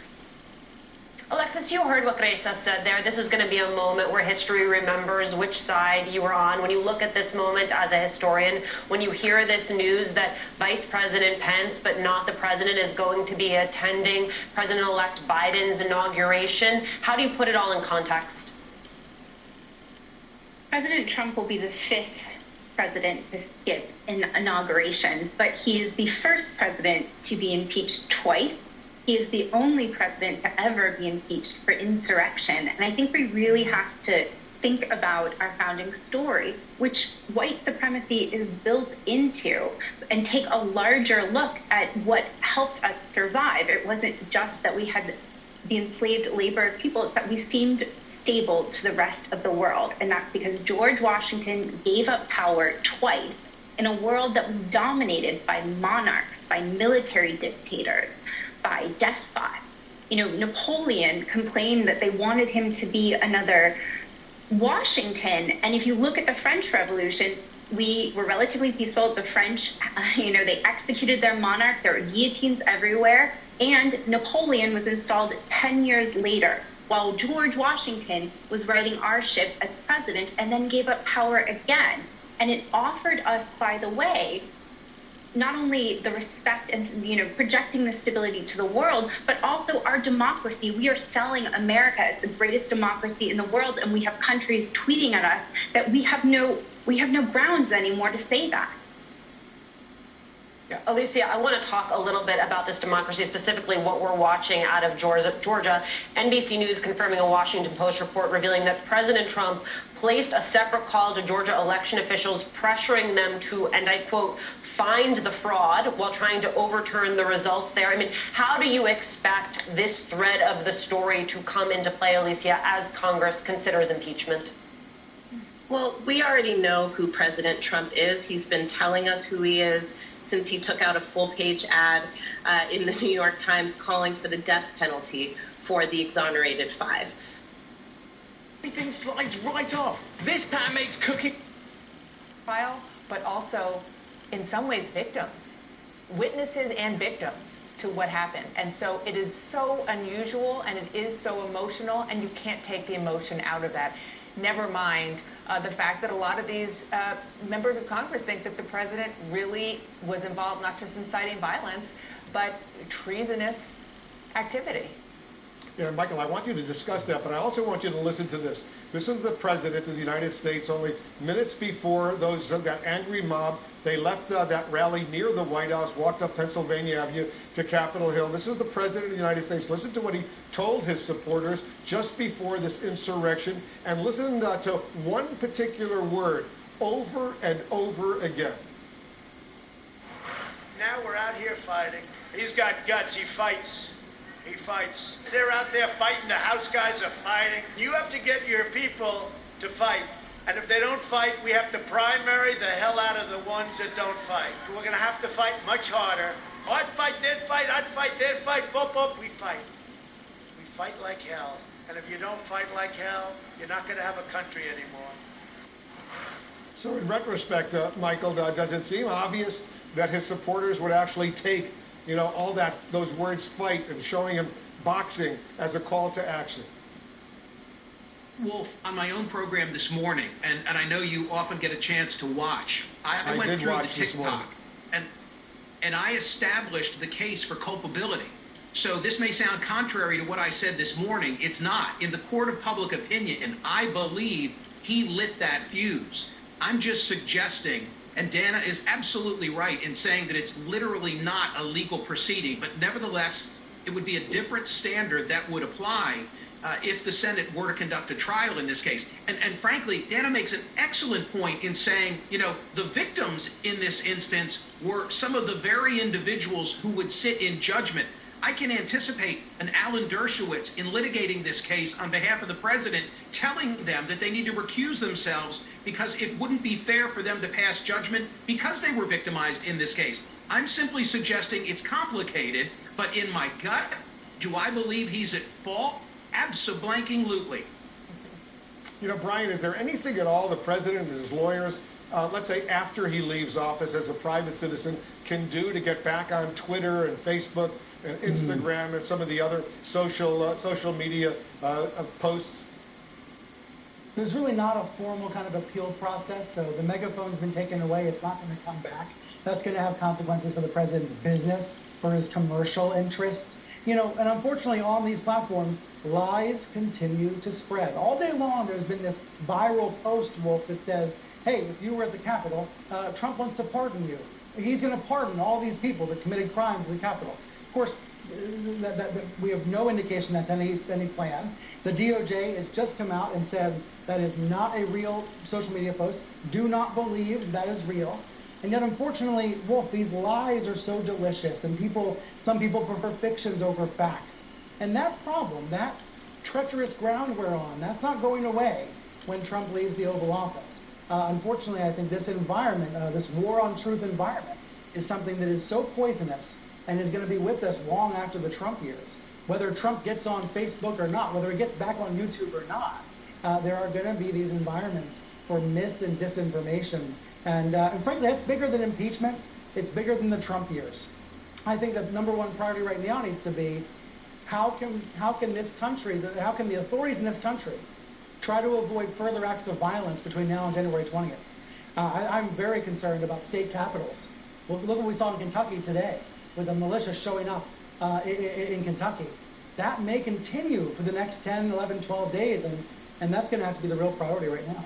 Yeah, it's a real serious threat, and I know law enforcement, not just here in Washington, National Guard, all over the country, they're bracing, they're getting ready, they're watching all of this so closely as we get closer and closer to January 20th. Brian, thank you. Michael Smerconish, I watch Smerconish every Saturday morning, 9 a.m. Eastern. It's a truly excellent show. Makes us all smarter. Thanks. Yeah, and we're always smarter after we listen to Smerconish for an hour every Saturday morning. And we also listen to Brian every Sunday morning. Reliable Sources airs at 11 a.m. Eastern every Sunday morning. Best media program on television. We watch it regularly. Guys, thank you very, very much. Just ahead, could the rush to impeach President disinformation and conspiracy theories? So here you have a news company calling for censorship. You have a TV network demanding that media conglomerates ban its competitors. That's terrifying. But it's also, if we're being completely honest here, kind of amusing.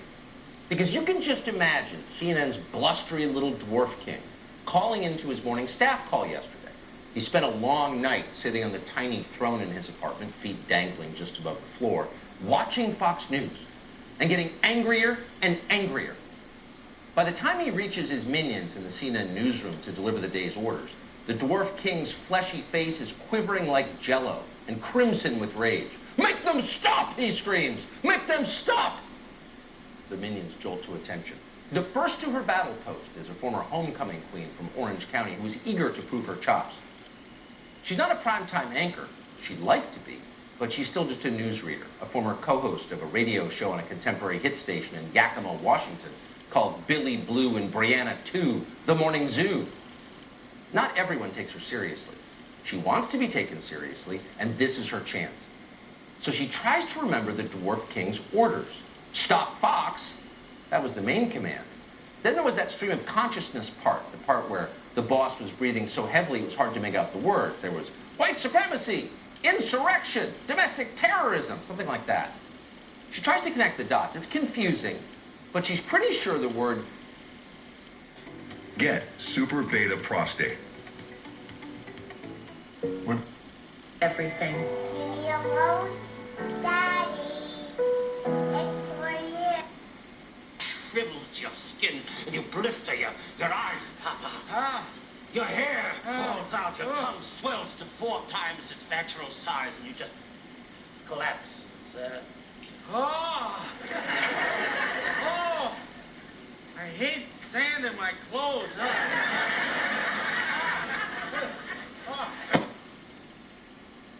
On Wednesday. Oh, the moral lecture from the Morning Zoo lady. Perhaps he should roll his eyes on over to a mirror, assuming you can even do that when you've been blinded by white privilege, because blind people can't see themselves, right? But maybe they should see themselves. They might stop insurrecting, stop being so white and privileged. He went on like this for an entire segment. You can look it up on the internet. And you know...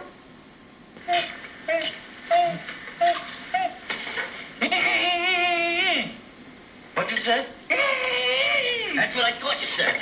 Wait, what's the matter with him? His jaws are stuck.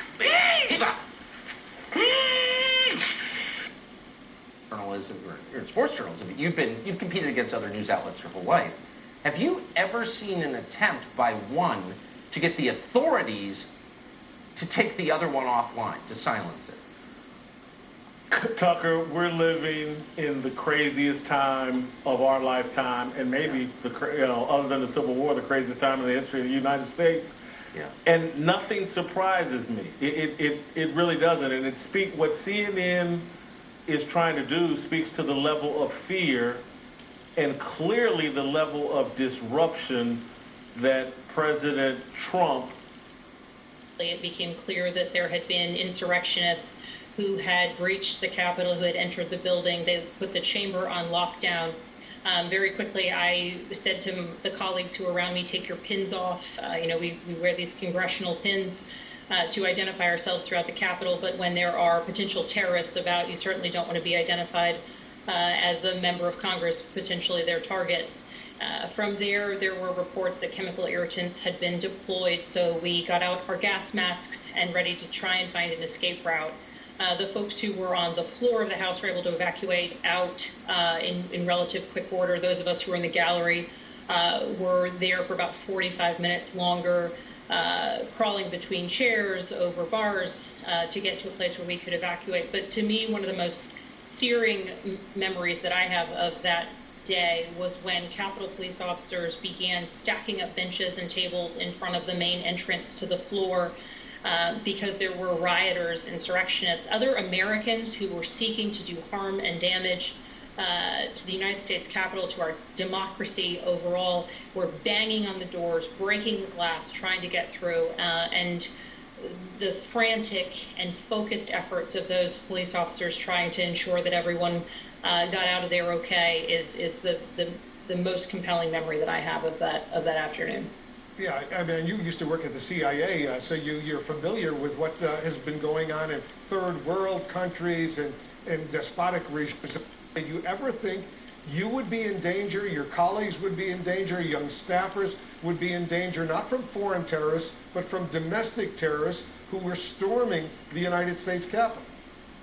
So, Wolf, you made the perfect distinction. I am always focus on what threats exist in the world. That's my background as a former CIA officer.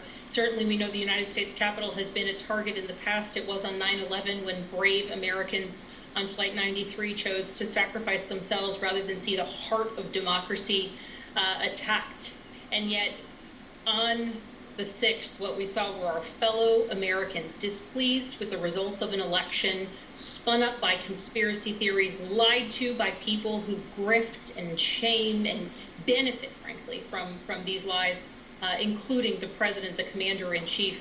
We saw those fellow Americans attack the United States Capitol, attack the heart of our democracy on a day when we were holding a joint session of Congress, resulting in the death of a Capitol Police officer and an Air National Guard veteran, along with 4 other individuals.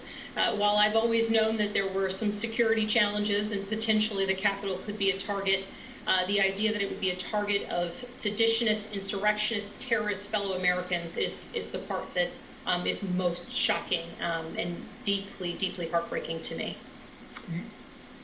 To destroy everyone who doesn't agree with them. Amazing. We'll have more on that throughout the show. But we want to take a break from the sadness and bring you a hopeful, happy story. And it comes from our friend Dave Portnoy, who has carved out his own space to help people. And he's done it. And we'll tell you how he did it after the break. To women, particularly white women. I mean, it's a pandemic, and so what we saw is we were looking for those groups and we were tracking them across platforms, and so the QAnon groups specifically, they did a really good job at reaching out their sort of tentacles, as it were, and communicating with other groups who weren't necessarily QAnon, but who were conspiratorial in nature, like anti-vax was a big one, the holistic healing community, the light workers people who, those types of like alternative health stuff. And soon it worked really well, and so we saw the QAnon groups increase sometimes tenfold between March, the lockdown orders, and through the next month. So you're right, it did a really good job. It's interesting with the woman you mentioned, the woman who was killed at the Capitol. she's very interesting as well because she's not only just a woman, yes, but she's also ex-military, and we have to think about how people who are returning home from the military are being radicalized. We've seen it in white supremacist groups. We've seen it in the Boogaloo movement, which is anti-police. They're calling for a second civil war, and we're also seeing it in the QAnon crowd, as was evidenced with this. Sabrina, Senator Romney warned that a congressional audit wouldn't be enough to persuade disgruntled Trump supporters that the election is legitimate. Take a listen. No congressional audit is ever going to convince these voters, particularly when the president will continue to say that the election was stolen. The best way we can show respect for the voters who are upset is by telling them the truth. Sabrina, what would it take to de-radicalize members of the Stop the Steal movement? So the heart of misinformation is distortion. It is making you question what is real. So let's actually just do a quick review of what is real. The trauma that this country is experiencing right now is real. The economic misery that Trump exploited and facilitated his 2016 election, that is real. Political attacks on women's bodily autonomy, unwinding back LGBTQI protections, the corrosive nature of white supremacy to our democracy, all of those things are real. But they are also trapdoors. And the way QAnon and other extremists and misinformation machines do is that they take these things that are complex and they flatten them. Technology does that in practice as well. Now, it's really important to know that to win back our democracy, we can't play by that same game as extremists. The social media companies already are, and what they're doing in actuality is really profit-driven emotional manipulation. At the end of the day, what we need to do to win them back is rebuild the erosion in public trust that has happened over the last decade plus, because this has been going on for way longer than the Trump administration has been in office. Now, the really important thing for people to understand is one of the things that misinformation folks do is that they move on how tired you are by dealing with this and holding this.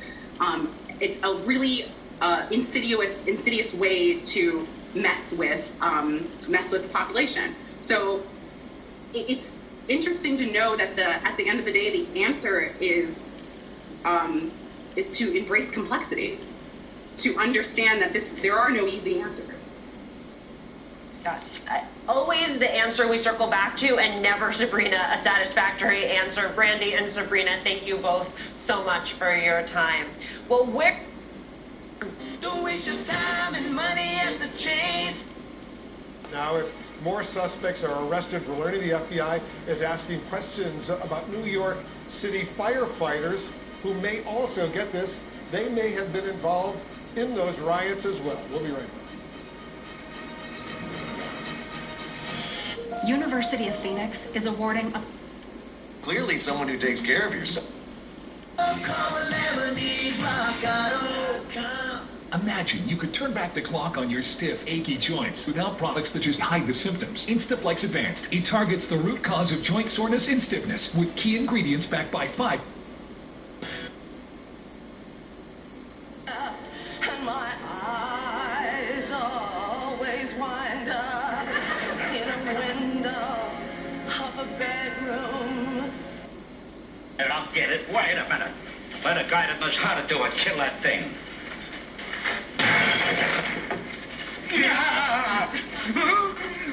Why don't you give me a softer board? Oh, get out of here. And you, why didn't you move that vase up?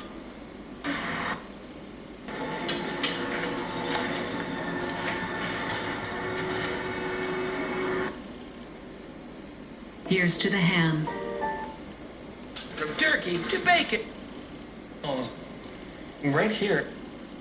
So we're actually... I think you'll find our offer is more than generous. Look it up. Look with Farmers Policy Perks. Towel for your project. About him. Yep. He's got to be real conservative to start the game. Play through the defense. Don't take a chance until the game says, okay, it's time to take chances. Play through that defense. Heineke is the fourth QB to start for Washington. Just another change in a year that was filled with changes for this franchise as it transforms. And really that all began last January when the team hired Ron Rivera, who said he planned to change the culture. In July, after continued public outcry, majority owner Daniel Snyder announced that the team was dropping its former nickname. In August, Washington hired former NFL running back Jason Wright, the first black team president in league history. Now on the field, Alex Smith's remarkable return helped ignite their second half surge, which culminated in a division title last week. He can't go tonight. Just one more thing for Ron Rivera to deal with. A short time ago, he spoke with Jack Collins. Coach, Alex Smith is the greatest comeback story this league has seen. Inactive tonight with a calf injury. What went into that decision? Unfortunately, we just couldn't get, didn't have enough time. And it's unfortunate because he worked at it, tried to see if he can go the last couple of days, and just really couldn't get it going. Well, Coach, that brings Taylor Heineke in. What does he bring to your offense? Well, Taylor's got a strong arm. He can make pretty much all the throws, good decision maker. He's been in the system before, so he knows it, and he knows it very intricately. So we're really not concerned. We saw something that gave us a lot of confidence, and that was when he came in and played pretty much the fourth quarter against Carolina. And Coach, it sounds like your defense wants Tom Brady. What did you tell your young stars about how to frustrate him tonight? Well, the biggest thing we talked about was we had to get pressure. We had to get push. We couldn't let him get back there and get comfortable because he has the ability to read your defense and distribute the ball. So we've got to get him off his mark and get him very uncomfortable. Coach, really appreciate your time. Best of luck. All right, Jack. Thank you. He'll be leading on this bit. Taylor Heineke, when he was signed early last month, he was taking online classes at Old Dominion, where he played in college. He saw relief action in Week 16, and with Smith out, he's getting set for his first career playoff start. Football Night in America is brought to you by Allstate. You've never been in better hands. This is Fracture.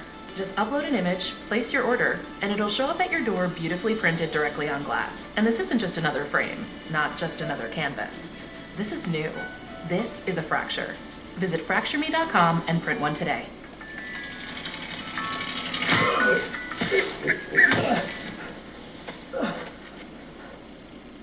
Has been great promoting it, they have, but everybody should, because the more publicity we get, the more small businesses we can help, and it spans everywhere. So I don't have that answer.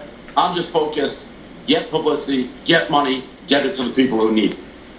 Wednesday, this isn't the Republican Party anymore. It's Donald Trump's Republican Party.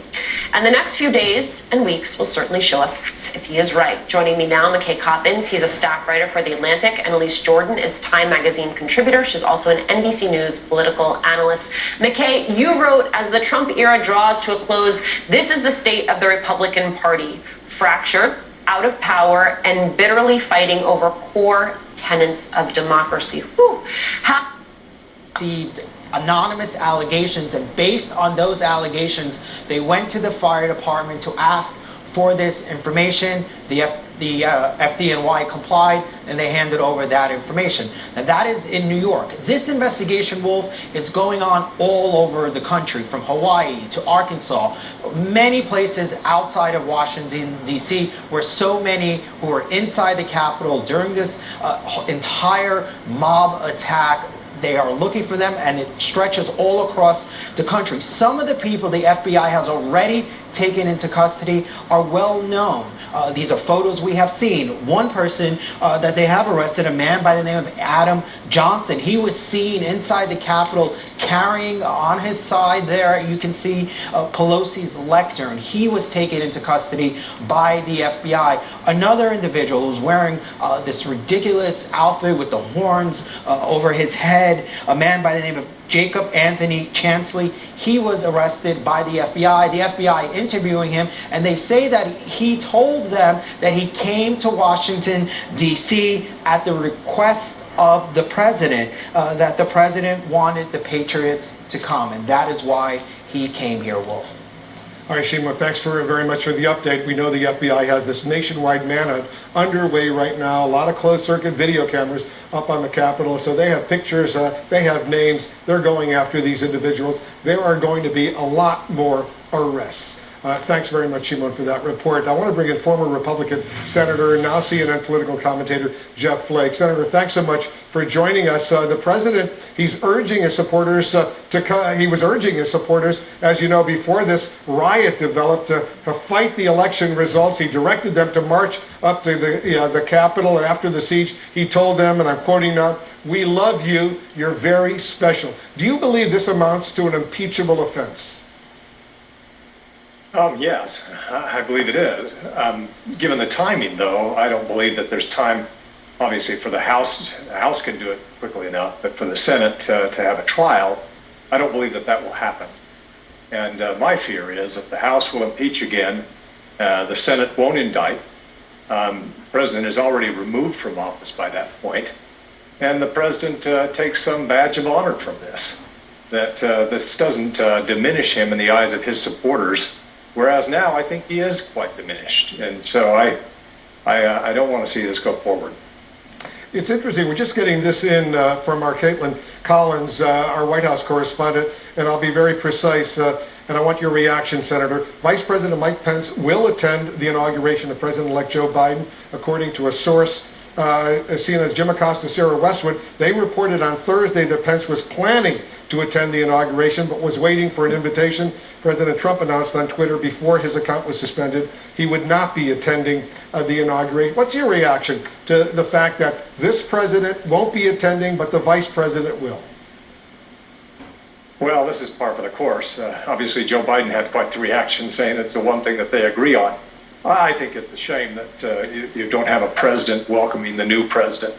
But given the circumstances, I don't think anybody expected the president to be there. I'm glad that Mike Pence will. That speaks well for him. He's obviously broken with the president in the last couple of days, and that speaks well for him. But it'll be good for the country to have Mike Pence there. Yes, it will be indeed, January 20th, 11 days from now. Republican Senator Ben Sasse, a man you know well, says he'll consider impeachment. Senator Toomey, another Republican, says he does believe the president committed impeachable offenses. Lisa Murkowski, another Republican senator, is calling on the president to resign. What advice would you give to your fellow Republicans in Congress right now? Well, like I said, what I don't want to see is for another impeachment to happen without a conviction.